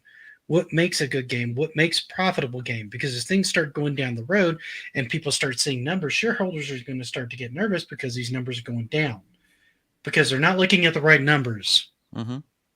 And so things can get shelved or thrown out of the way because they don't get the same kind of notice by the shareholders, and they don't want the company investing in that because they're the ones that really call the shots, because they didn't see the numbers when that's what the gamers actually want. And it's really doing better than anyone thinks it is. So that's another kind of pitfall that I don't think we've touched on. That's kind of a thing. Yeah. And that's not Game Pass's fault. That's an industry fault, right? Netflix has the same problem. Netflix has the same industry. You could be doing perfectly fine and shows get canceled because they're not the breakout hits that the investors are looking for. And you only have so many slots for new that you're going to advertise. So then you don't get advertised, and it just, dries on the vine. So the potential outlets for new creative endeavors shrinks when you have all the sole focus being on driving those subscription numbers up, and those subscription numbers will eventually plateau. And then the shift is going to go from subscription numbers to retention numbers. And then the shift will go from retention numbers to where can you find efficiencies? Some of these little indie games that people aren't playing are going to be cut out so that you can put more money into can we get something big from Square? What if we pay them, $400 million for the next Final Fantasy? Will they bite? At some point, the shift will go to what is it going to take to keep growing? Because if it doesn't grow, then the investors aren't there and the money's not there, and the floor falls out and the quality starts to diminish, and then hard decisions start to get made. So that's kind of the worry point. And I don't think we're anywhere near that. We're not. But what we're doing is we're trying to look at this early and get the discussion started early, before we see this trend that Netflix and Spotify have seen themselves in. Because make no mistake, this is the same type of model just for games. It's the same. Except there's no free option. There's no free option for Netflix. What are you talking about? There is for Spotify. There is for Spotify, yeah. But the moment you listen to Spotify for an hour and you get over 30 minutes of ads, you're paying. The pain point is that you I promise you're paying. You will pay, or most people will pay. Not everybody. Enough people will pay. That So it's not a what viable. I've done is, and this is, the funny thing about Adobe is Nothing. Adobe has right. Where that model went to crap was they stopped selling the product. They stopped selling Adobe. So because what that's done, what they want. right. So what But I've that's done, every publisher in the Closes world. the system. They do not want you to have access. They want you to buy and, the service. and again, Mike, where in gaming evolution have we? They have always done this every step of the way. We'll never have an online only. We're there. Like every single. They'll never get rid of drives. We're there. Everything will. It's always going to get to the point where they don't want you to own anything. I guarantee you, dude. I'll even say this. I promise everything will be streaming. You won't even have a hard drive, man. Guaranteed. And that gets rid of compatibility issues. It gets rid of everything. And the idea is you don't own a thing. That's what they want. Mike, you grin, but this is actually closer to truth than you think. Because look at VMware, look at terminal services and things like that. Look at Office 365, look at VMware, look at the direction we're going. Because we went from terminal computers, which all linked back to one main machine, to individual machines because it was more efficient and stronger. Now we're starting to lean the other way because the cost of hardware is getting more and more expensive. So it's more cost efficient to have a server somewhere. Every organization has a server now. And everything in the there. cloud. But there's different reasons for that, and there is, and to be and so now you're heading into my industry. Like I'm in the same industry. So I am an MSP. I deal with this on a day-to-day basis. And I do too. We virtualize things all the time in my company. But I'm terrified of losing their systems. But I sell this stuff. So I mean, I have a fairly unique. I buy a ton of it. I can tell you what's broken. All of it. But I can tell you that we don't. Right, Rob? That's right. 100%. There is more good to bad in that part of it. So we have to do a food topic because Matthews will come back for a food topic. Yeah. Food as a service. Food as a service. DoorDash. Do you own your banana? DoorDash. DoorDash subscription. It's there. And again, what Adobe did was just force me avocado to as a service. It's ass. Yes, there you go. Just forced me to go and invest in Foxit products. What's that all about? Foxit is they have a PDF viewer, and you can buy a PDF editor, and it is extremely functional and completely compatible with Adobe. So I don't use Adobe products at all. I go right for I use a competitor, and that's the other piece of this. That if you look at the biggest games that are out there right now, Horizon, God of War, Elden Ring, Hogwarts, Legacy, Hogwarts, yeah. Those are games that you can't get on subscription. I think you can get Forbidden West now. Yeah. But you can't get, you could get the 20. Yeah, that finally popped up on PlayStation Plus, but that had been out. That's the difference between PlayStation Plus and Game Pass. Game Pass does and I say thank God for that. Date. Well, but PlayStation will do it once sales have dipped. They'll put it on the service to get people who are late comers. Well, no, get it off the service rather than go and buy a copy. To just add to that real quick, it's even a little bit more scummier than that. Like it's actually because the reason why, in my opinion, that Forbidden West is now coming out is because the DLC is coming out in 2 months. So they figure, okay, worst case, absolutely, we can just get the DLC. Absolutely, that's right. that is a very that is that's very real because that is. See, more unlike revenue Mike, to I them. can play both sides. When I asked you, can you name a single negative thing? You said no. But on that private phone call, what did you say? It was a scam. So My dog's noodles agree. Phoenix, don't tell anyone this, but I've always secretly hated Game Pass. I personally can't stand it, and I think it will damage the video game industry beyond repair. The truth is, Phil Spencer used to dog walk my dog, and I didn't have the money to pay him. Instead, we worked out a deal where I would praise his terrible service in exchange for him continuing to walk my dog noodles. If this gets out, my reputation will be ruined. The only thing I don't regret is subbing to your channel. Panda Sub 2000 is the best channel of all time. oh, Mike, you're gonna make me blush. I couldn't resist. He said the right phrase, and I'm like, I have to now. I tell you, I love in exchange for walking my dog noodles. Justice. However, I do it. I think in that's all like a honesty. Doberman- However, Doberman the poodle hell, mix. Val Kilmer is jealous over what you were able to accomplish there. Well, what I did was, Mike, I'll tell you the technology. I took a tape recorder, and when you were saying those words on the phone, I recorded it. It's actually an old Fisher Price tape recorder, dude. Oh, there you go. Those are. It wasn't like a 2XL. You didn't. My dog noodles. My dog noodles. Hello, Phil Spencer. I am here to walk your dog noodles in exchange for loving Game Pass. I think I had to take mine to the vet for dog noodles. Serious That is- condition. Yeah. Anyway, so it's probably broke some. Mike is now upset. Next, Mike will talk bad about Sega. Now, subscribing to Panda Sub, that's a great subscription Right. service. Let me tell you. I love subscribing to Panda Sub 2000. Easy,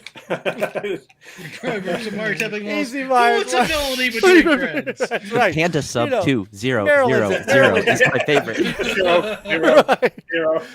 You know, Maryland's a two-party consent state, but who's counting? Anyway, I don't even know where the hell I was. We at were this discussing the Panda Sub. We were discussing my dog noodles. Oh, God. So I've officially derailed us. This one's on me. Oh, this is fantastic, though. What a No, great. honestly, I feel like this has been a pretty even discussion so far. Nobody's laid into Well, heavy and Mike's one doing way a or great another. job. He's And I've outnumbered. got a lot of pros for this. Rob has talked a lot of cons. Rob's noodles. talked a lot of I shit. think the only one who's been out of line is Rob. I think he said a lot of hurtful comments. Yeah, Rob needs to go. I'm personally hurt. Well, I wanna get again, in the hug. here the wonderful thing is I don't have to disparage, my good friends with fake phone calls and stuff to make my point. I can simply I have no argue. idea my what you're talking about, sir. That was totally truthful conversation. Absolutely I was so truthful informed. conversation. That was your voice. I mean, so I don't know. We base these Can shows you- all facts, sir. Can you play it one more time? Real I gotta quick, hear before this you again. do, No, I hold on, hope- you got one Do we more wanna time. play it one more time? Yes, I we'll want play it one more time. Oh, wait, one Uno second. How much Before you mas. play it. fermentation is in Okay. his whey protein drinks? What would get me rock solid, I won't say what part of my anatomy, Oh, is that Lord. if Phil Spencer tomorrow comes out and makes a video where he claims that he never was a dog walker for any such dog of noodles in the I'm like, I can die now. I'm happy. Right.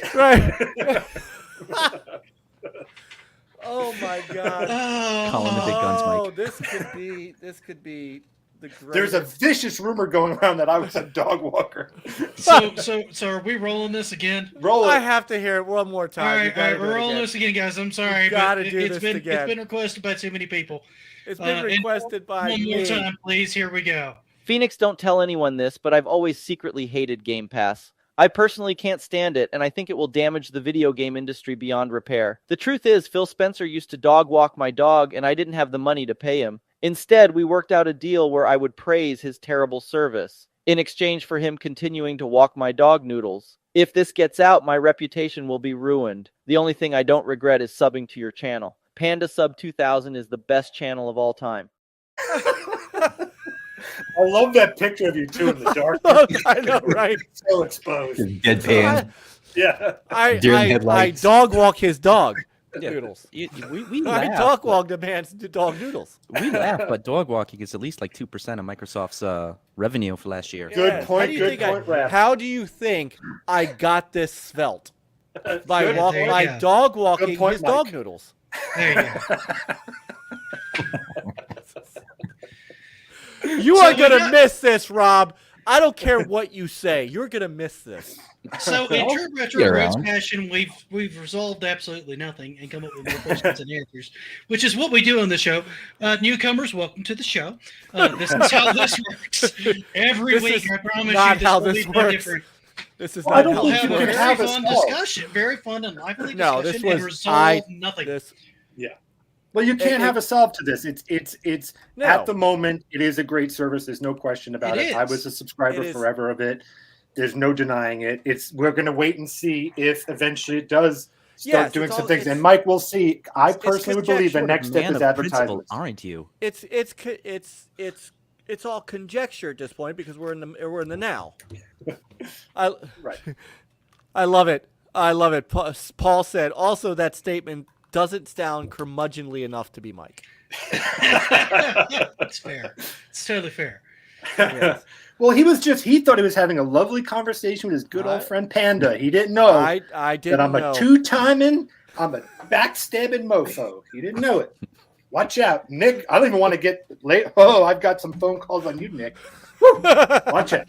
That's not hard. Everybody's got dirt on me, sir. It's the That's the phone internet. calls. It's the phone calls with Rob I want to hear. Yeah. I really hate Mega Man and Samus. Well, no, I because- actually sent him. It really was like way worse than that. It was he was talking to his wife. I won't give the name. But he was just like, "Wife, I have agreed to a PlayStation 5. Let's go and buy it." No, it's going to be, I've been holding back. Let me tell you what I really thought about Game Pass. And it was just like the Wikipedia entry for Game Pass.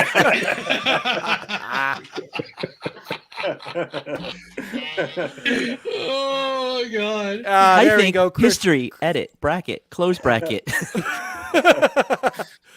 I love I think, Panda I Sub think at the 20, end of the day, 0, most of us 0. want to be cautiously optimistic about Game Pass as a product because it's a great product for the consumer. I worry about the long-term sustainability. I worry about it because of the major purchases they're doing and how much income revenue they're being able to get. How much of that's being funded by other things that in Microsoft as a company rather than it self-sustaining itself and the Xbox brand. And we don't have good hard numbers in that. We have whatever numbers that they care to show us, which they're kind of using to kind of shine a particular light, which is what a company does when they want to highlight a product. We also think- are missing a legitimate competitor to Game Pass as an We alternative. do not have a competitor for Game Pass. I think if anybody's going to come up with, and it will probably be Sony, Sony. and they're slowly getting their feet wet They're not on gonna it do it. now. So I think and they might. If this I- continues on the direction it's going, they're going to feel like they don't have an option. And I'll- I'm telling you, it's going to take them till the PlayStation 6 to do it. Could And also be here's why. Steam. Yeah, Wow. it could be Steam, but the PlayStation 2 did not have a hard drive. It did not have voice compatibility when it first came out. They tried to shoehorn that in, and then they went back to board with the PlayStation 3, and they designed it right around the same concepts that the Xbox put back in the original Xbox. Xbox has been a trend center for more than most people realize as far as hardware and concepts that they put into things, that they've been driving the industry from second or third place in a lot of ways, but they've still been driving the industry in a direction. And that's what I don't think a lot of people pay enough attention to. They have been low key driving the industry since they came out. There One of is a competitor. I'll just throw this out there before we change the subject. There is one competitor out there that is being pushed very heavily by their investors over the past 5 years, and they are moving into a subscription as a service model. That is moving in this direction, and they do have an equivalency to a Game Pass type service. It's in its infancy. Apple Arcade. Mhm. They do not make AAA games, but Apple is one of the biggest companies in the world. They can't buy and put stuff on. Yeah. Apple is the reason why Microsoft was so heavily going for Activision. They don't want Apple to pick up an Activision. They don't want Apple to pick up an Ubisoft or a Take-Two. Apple moving into this ecosystem, they have not cared one iota about gaming with what they've done on iOS and the iTunes. So Apple moving into this space and doing something like Game Pass with Arcade. Right now, it's their own Apple products, but when they move off of Apple, could change things. Go ahead, Mike. I'm sorry I monopolized your time. No. You are that is one thing that I very much agree with. And if you look at the market cap of both of those companies, Apple's got a higher market cap. Yeah. Microsoft's market cap is 1.8 trillion. Apple's is 2.3. Hey, Five Bros, thanks for popping in. So, hey, Five Bros. And I have to say, I really like Phil Spencer. I think if there's anyone to handle this, in my opinion, as right as you can, Jim Ryan might be my pick, but Phil, I sympathize with Jim Ryan. He's in a very difficult position, but yeah, Phil Spencer has been look, admirable. Mm-hmm. Jim is doing what he has to do. I would never argue that he's not. Jim's problem is he's opening up his mouth and bullshit is coming out of it, and that's the problem. Language, Mike. And that's been. I've been the worst offender tonight. I can't call it. After all, this is the same guy who came out and said he couldn't have Minecraft be cross-platform because he's thinking of the kids. I don't like Ryan. He reminds me of Apple Pepsi boy. There, I think he's way too corporate. Corporate. He is. Yeah. He's completely corporate. I forgot the other guy's name. I liked him way better. Sean Layden. Layden. Well, he was a gamer. Phil Spencer is a gamer. You can look at Phil Spencer's his profile and you can see. Ooh, there you go, Mazen. You can see like the dude just put up. You look at he just got all the Chivos and Vampire Survivors. The guy plays games. Jim Ryan does not. Jim Ryan is a suit. But Hiroshi Yamauchi of Nintendo never played games, and he was fantastic for that company. You don't have to be an avid gamer in order to be able to drive a company in the right direction. You just have to have the right vision and get the right people in place to fill that vision and let them do their job. That's the difference. He had Shigeru Miyamoto and Reggie Fils-Aimé, and then Gunpei Yokoi and he had the right people in place Hideki to do that. Sony for a while did. One of the issues that Jim Ryan has to also contend with is that Sony as a company still does not, even though PlayStation is a decent piece of their market, they did this as early as late as 2019. Their CEO, Kenichiro Yoshida, called PlayStation a niche product. Sony does not. Yeah, it's like isn't that their main? It's their largest part of their market. Yeah, it's their largest product. It's still their insurance business. They're still their largest part. Now, I'm not saying the PlayStation isn't growing. It is, but we have to fact check this because I could have sworn they've said multiple times that PlayStation became. After Sony computers. TV, the after Vio went away, and after Sony TV, what's their TV line? Bravia? Yeah. The Bravia line's amazing. I've got one downstairs. That's my favorite. Yeah, but it doesn't sell. It doesn't sell like it used to. So I mean, they're very. And their camera gear is second to none now. I've got two of their cameras, and their cameras are. But can you play God of War on it? Yeah, but as a hardware company, I haven't done the latest firmware update. I might be able to. That is the correct response. So Sony it's got to get enough screen for it. I'm not gonna lie. Right. So Sony Entertainment, one of the largest music companies, largest music publisher, second largest record label, third largest film studio. Mm-hmm. It's large, but I don't know that PlayStation quite. All right, well, go with your point. Go with your fake facts. You know what, you guys? Speaking of fake Are you going to facts, hold up like how a about crayon chart that you made? Like, well, based on my crayon chart. well, I'm going to put together another phone call. Apparently, but they don't yet, and that's one of the reasons that they don't put stuff day and date into their PlayStation Plus is they want to sell that stuff because Yes. they make more money selling it than putting it in their subscription service. Yeah. I don't think they're going to. They could, if they want to, right now, be the Game Pass competitor. They And I hope absolutely they never could. do. They won't. Good. They won't. And Unless their I think- investors insist. I think the investors might push it because if Game Pass continues to go the way it is, there needs to be a competitor, and the next person to step up for that is Sony. Nintendo has taken a completely different arc with their service, and they're giving you a lot of retro value. So they're appealing more to the retro market than they are the modern gamer market. The main one that appeals to the modern gamer market right now is Game Pass, and Sony's next up in line to be able to do that.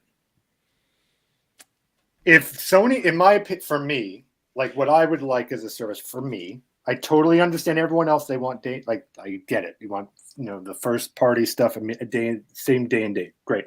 For me, if Sony could lower their subscription costs a little bit, put a lot more PS1, 2, and 3 games out, and then PS4 and PS5 games that are about 8 months out, 8 months they've released, etc. Kind of like what they're doing with Forbidden West. It's a backlog. I'm very happy. Yeah, I like that. And then, so okay, if I didn't maybe play Forbidden West, I can play that now. But I want them, for me, with my fear of where this may go for the industry, whether it's right or wrong, I don't want their stuff to get watered down. So I would prefer they do that than the Game Pass direction. Let me make another suggestion here, and then we should probably do a wrap up. Another way I think of doing part of this, particularly from Sony and a couple other directions, is you could do day and date, but let it be kind of a limited time play to where it's almost like an available demo. Well, they have that. Yeah. I understand that, but you come in and you play it for a certain amount of time. Then if you like it, then you can buy the full game. It comes back to the old shareware kind of thing where you could buy it and you could play a couple levels and then you could go out and buy the main game.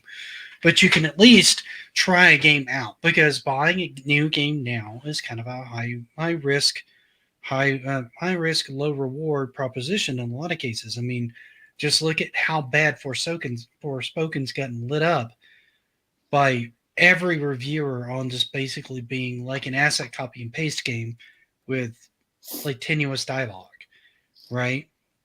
And things like Atomic Heart and other Like things the like room that, of video games. Yeah, which are doing really well on Game Pass. If they had something similar for somebody who doesn't have an Xbox, doesn't want an Xbox, but can play a little bit of it and determine whether or not they like it or not, might be a good selling point for it on other platforms as well. Well, again, Sony does have that, but they're idiots. They put it behind a paywall. They do have that. That's what Well, premium. they are. Yeah, they bet that the Game Pass model would not be as successful as it was, and they are a little bit behind the key Yeah, ball on this they one. were laughing at it when it first came out, and I'll be honest, I wasn't sure about it when it first came out. I thought if they do it right, this is going to do gangbusters. But I'm going to play a wait-and-see attitude on it when it comes out. Because one of the things that had me kind of laughing at Xbox when they first launched it this generation was they had no exclusives and no announcements for exclusives and intended no exclusives for over a year. And I thought that was a terrible idea. To answer that question, the Forbidden West question, that would kind of make sense, and also the DLC. I like that model in the same way I like a movie that releases in a movie theater and then eventually it comes home and I can either watch it on HBO or I can buy it. That's the model I prefer, and that's a model that has sustained. It makes everyone a lot of money. It grows industries. This is all good things. And this is Sony's investors have been pushing, and this is why we see Sony first-party games coming to PC. This is why we see, and they don't come. And what I would like they don't to come see right them, away. I would like to see them come right away. No, that's my big problem. Is if you're going to give me an option of playing it on PC, you're going to give me an option of playing it on the PlayStation. If I decide I want it on the PC, when it finally hits the freaking PC, I don't want to pay $70, $80 on something you're now charging somebody $20 for. Sure, lower the price, but I don't want it the same. Lower the price, but they're not doing that. Game quality go down. And that's insulting.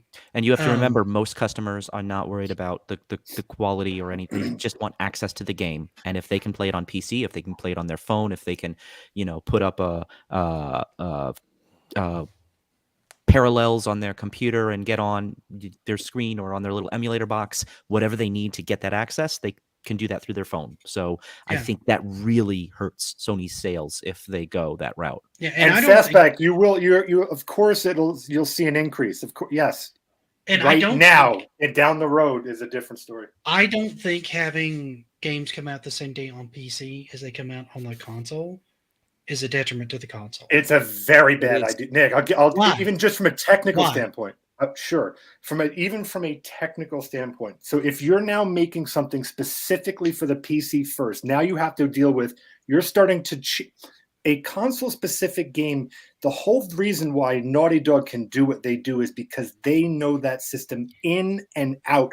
They have drained that system of everything they could. That's why The Last of Us on PS3 was so incredible at the time when it came out.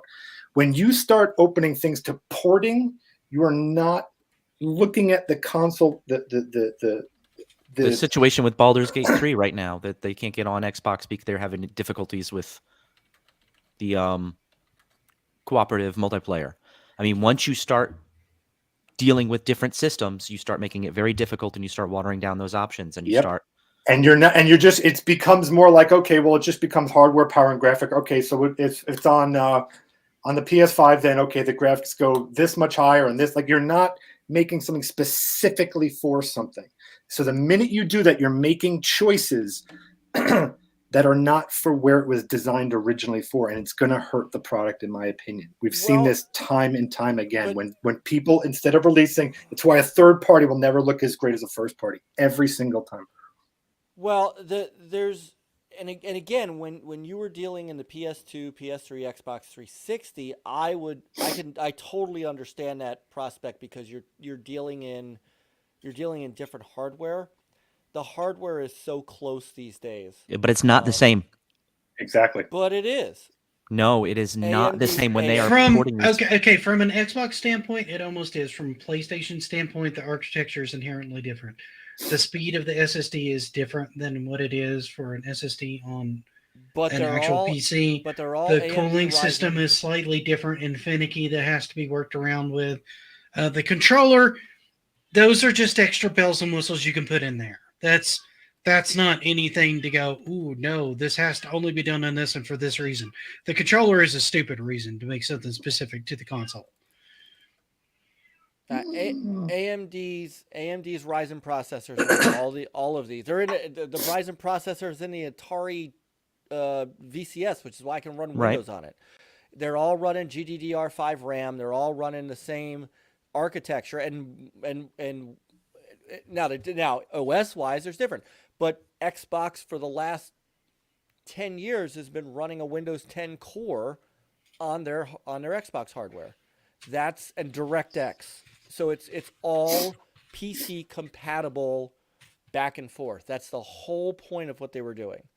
And that gap and again, PS2, Xbox 360, PS3, that gap between that and PC was huge. And you had to develop different versions of your code, because you had the Emotion Engine, PowerPC, you had the Cell processor, all of that stuff was way different. These modern consoles can be coded basically across the bow. And that's why it's so easy to port something back and forth these days, because it's all the same code now. You're just tweaking for the hardware. Well, and a lot of times the engines that you're using to make these games can export them for different systems as well. So there's not as much tweaking. Now, if you're an expert and you have specific libraries, that's a different thing. And that's where they eke some of that extra performance. But a lot of this stuff can be ported pretty simply now through all the various different engines and Unreal, Unity. And Nick, I will slightly disagree with you about the controller, because, like, let's say you, I'll just take the PlayStation 5 for instance, and granted, this is a limited situation, totally. I think overall you're right, Nick, but But if for instance you were Except going when you're to make wrong. a game, if you're going to make a game for the PlayStation 5, that controller is pretty impressive. And let's say the game was about you being blind or something like that, and the idea is you've got to, feel, your way around things, whatever. if you're also going, well, crap, I also have to put this on the PC the same day. You might go, you know what? Let's scratch that whole controller idea, because this is going to be way harder to like figure out how we're going to implement this on the PC. So you know what we're going to do? And suddenly the game has changed now. It went from this very, specific to a Nintendo, very specific to a PlayStation or an Xbox, to now this, well, we want the most amount of people to play it. A lot of those creative ideas start to go away when you start cutting corners and go, well, we have to get it for the most people. Okay, well, let me clarify my statement. When you're talking about the Wii or the Wii U, something that has a radically different control scheme, PlayStation 5, that controller does some pretty impressive stuff. Or you can PlayStation 4 code with the- you can code that and make a driver for that and load that on a PC and it'll work just the same. Yeah, but with what? What do you mean? No, but I'm saying, like you're saying, well, I totally get that you could put a PlayStation. You can set up a driver to load it up on. You can set up a driver for Windows, and then any game that's a PlayStation 5 game that comes to the PC can work exactly the same. I totally get it. He's saying it's the software. features of the game that are going to use that touchscreen controller, that are going to use the special. I'm telling you that functionality of the software controller. that you can build No, into Nick, the I the get- driver. Nick, Yes, I understand you could do that, but can who is do going to it, want but- to say that in order to play this game, you also now have to buy a PlayStation 5 How much of your controller? PC audience is going to include that? They're How not much going to of- do that. Yeah. You can't say I mean, they're if going to you say have- I if want you- it for my controller, my $300 controller I bought. I want it to work on that. I'm saying if you have it and you want those features and it's on the PC and there's a driver for it, you can go Yes. get a PlayStation Yes, you 5 can, controller. but then but- it would. What publisher is going to okay the expense of Exactly. creating that game with those features, knowing it that on the already has computer? those features. No, but No, it doesn't. your the PC software audience already has it. for the For that PlayStation controller. for Sony's customers, they have that Right. controller, Well- but for the PC customers, they don't necessarily have that controller. They're not going to have that special. My point is you go functionality of ahead the and game. you go ahead and design it for that, and you say it plays best with this, and then people No, can but opt best, to get okay, the but controller right, or but not. playing best, then that means again, who's going to say that they're going to say, do you know what? Scratch this. Just make it for a universal controller. Get rid of this idea. It makes more financial sense to do X, Y, and Z. Game So- development Your is ideas also start tied to to get watered down. concessions. Well, hang on, because I You need actually- more artists on this thing. You get a lot of people. You do, but you I understand actually it more. I know. But hold on a second, because I know indie developers, and I can tell you what Nick is trying to say is you build the game based on. All right, so let's take Unreal Engine for a minute. I'm just using an engine. It could be Frostbite, it could be Snowblind, it could be whatever. You build a game on the engine. It works on the PC, works on the console, because the engine is completely compatible between the two. You Yes. have your base game created. You have the opportunity, because you've used that engine, and I know developers who have done this, that they go, okay, on the PC side, I can now just work on the controller, standard mouse and keyboard, yada yada yada. PlayStation 5 side, I've already got the game built, and it's built between both consoles. Now I can program in the haptic feedback on the DualShock 5. I can program in all the stuff in the DualShock 5. It does not take a mass amount of resources like it used to when you were building for two different. No different one's systems. arguing that. I'm telling you, you guys are thinking ones and zeros. The thing is, what I'm saying is that, like, if you're on the Wii, just think about the Wii for a second. I bet you your favorite Wii games, or I imagine what you would think that your favorite Wii games are, ones that absolutely utilize the Wii for what the Wii was, not a port, right? So the minute that I, as a developer, start going, okay, I have my vision, but now I also have to make it so that if they don't use this controller and this set of X, Y, and Z, But you're using that a they much can bigger, you're using a much more drastic example than what the PlayStation 5 controller is. I think you're overselling the Rumble. You're overselling that Rumble a lot. It's Well- more We'll the take idea. the PS4 controller.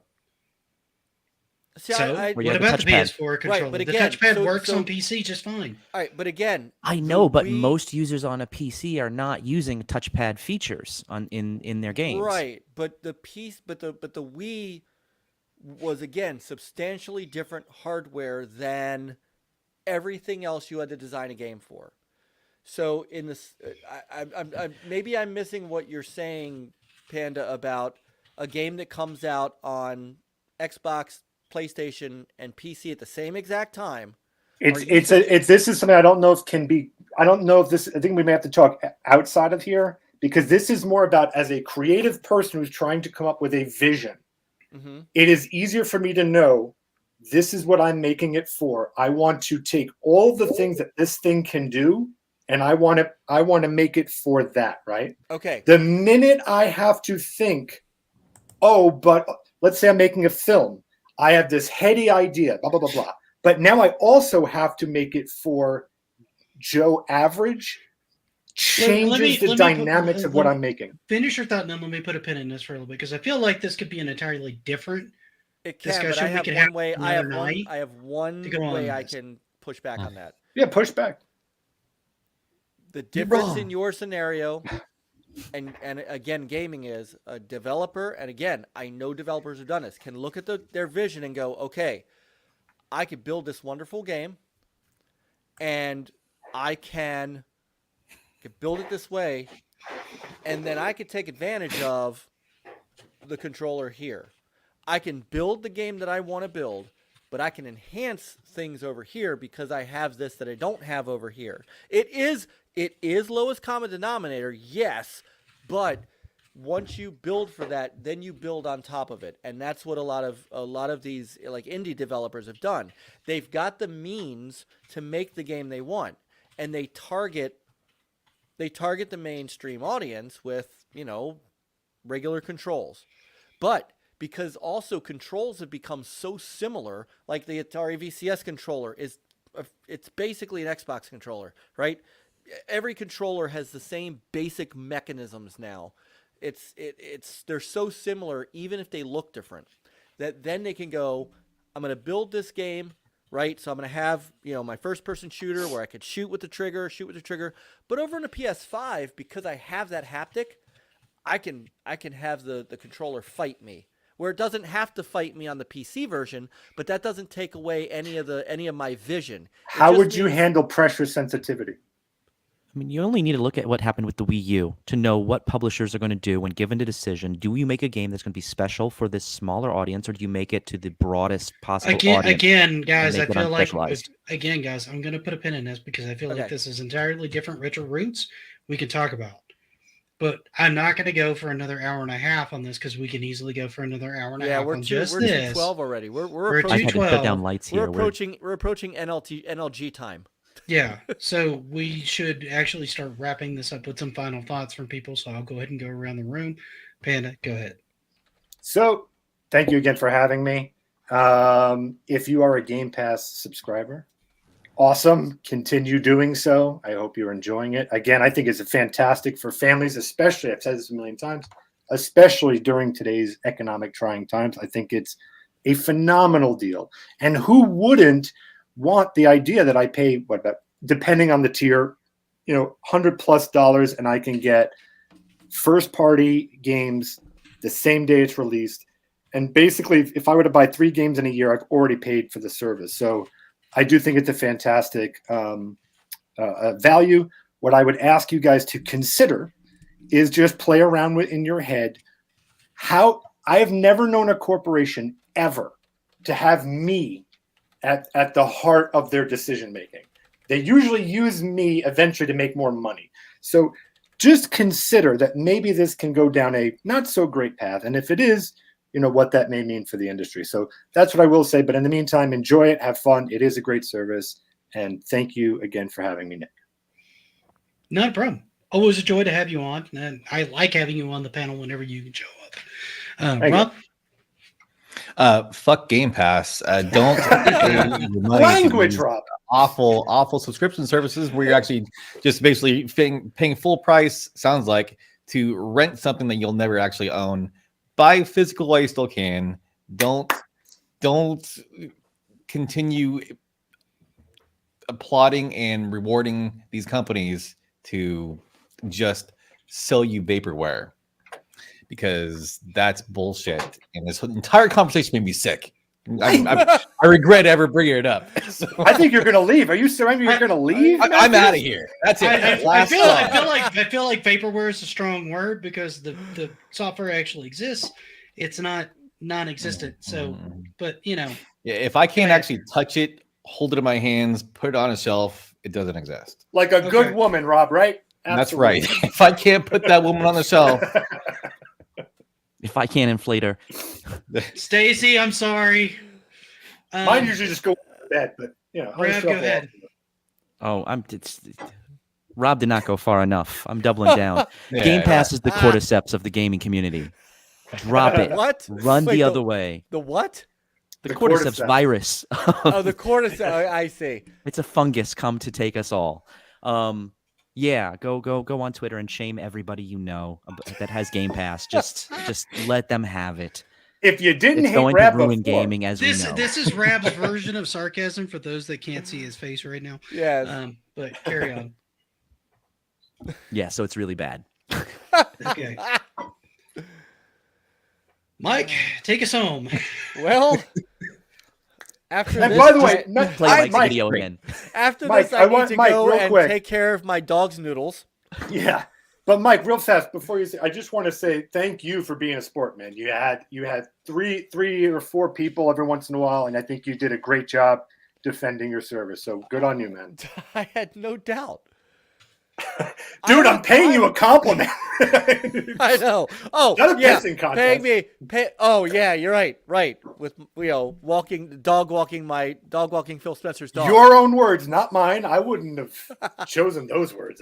Okay, so I will say that this was a great conversation. I am one of those that if you are not into Game Pass, if you think it's the bane of society, continue to buy your games. Having options is a wonderful thing, and it's a fantastic service that I will continue to applaud and support. Sorry, Rob. Hey, Mike, real fast, really super fast. What would be one thing that would make you go, like you'd get your alarms would go off? Is there anything that Game Pass could do, whether it be advertisements, a price hike? What would it be that your alarms, your spider sense may tingle? It would have to be a price hike of epic proportion. Okay. So it would have to be like I am honestly expecting a price hike. I'm expecting a $5 price hike at some point. I'm expecting it to go to absolutely. There's going to be price hikes on this. $14.99 for the service is a freaking steal. I'm expecting it. What would be where I would go, is if it went to like $50 a month in a big jump, right?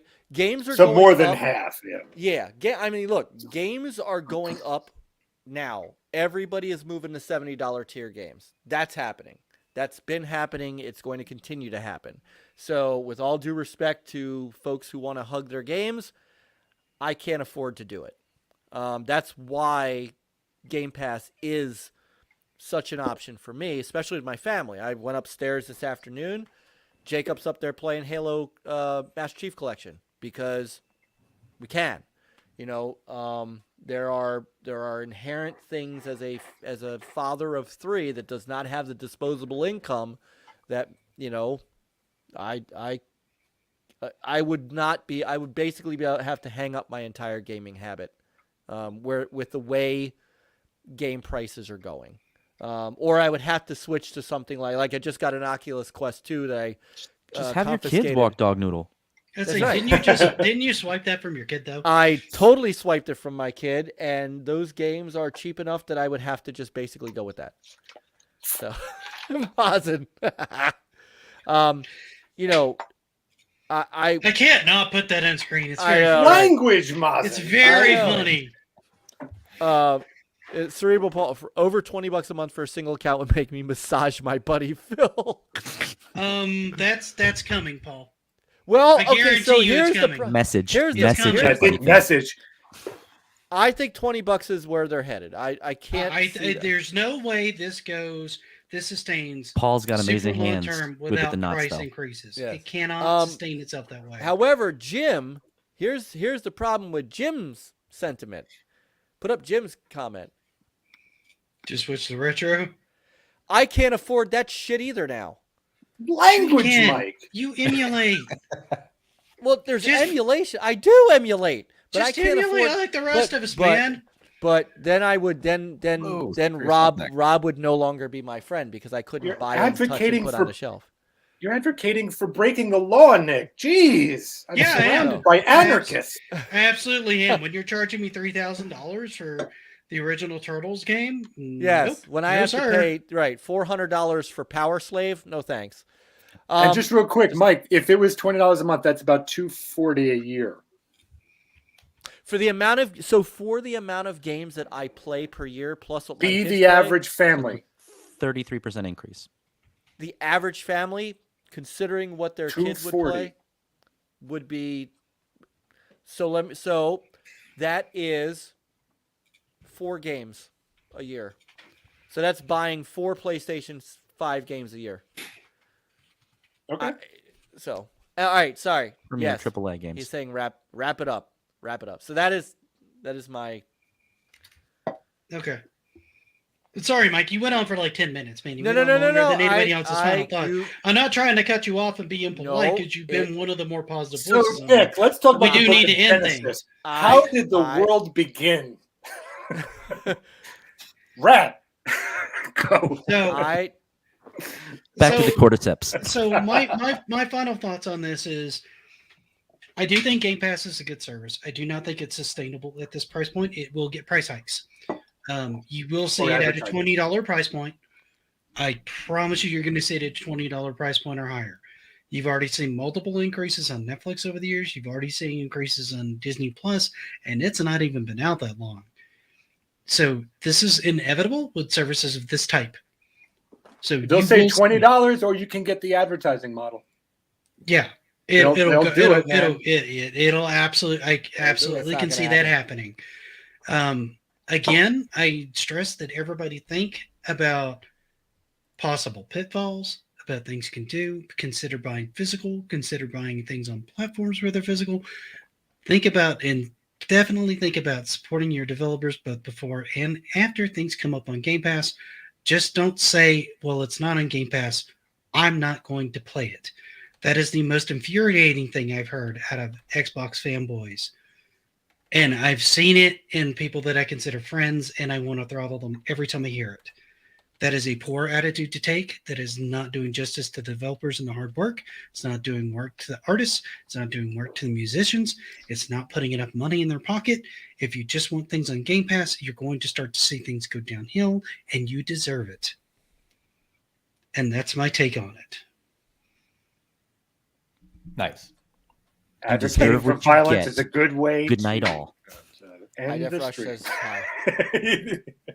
I don't hate the service. I like the service. What I hate is the mentality that started to come around the service already. That if it's not already on there, I'm not going to play it.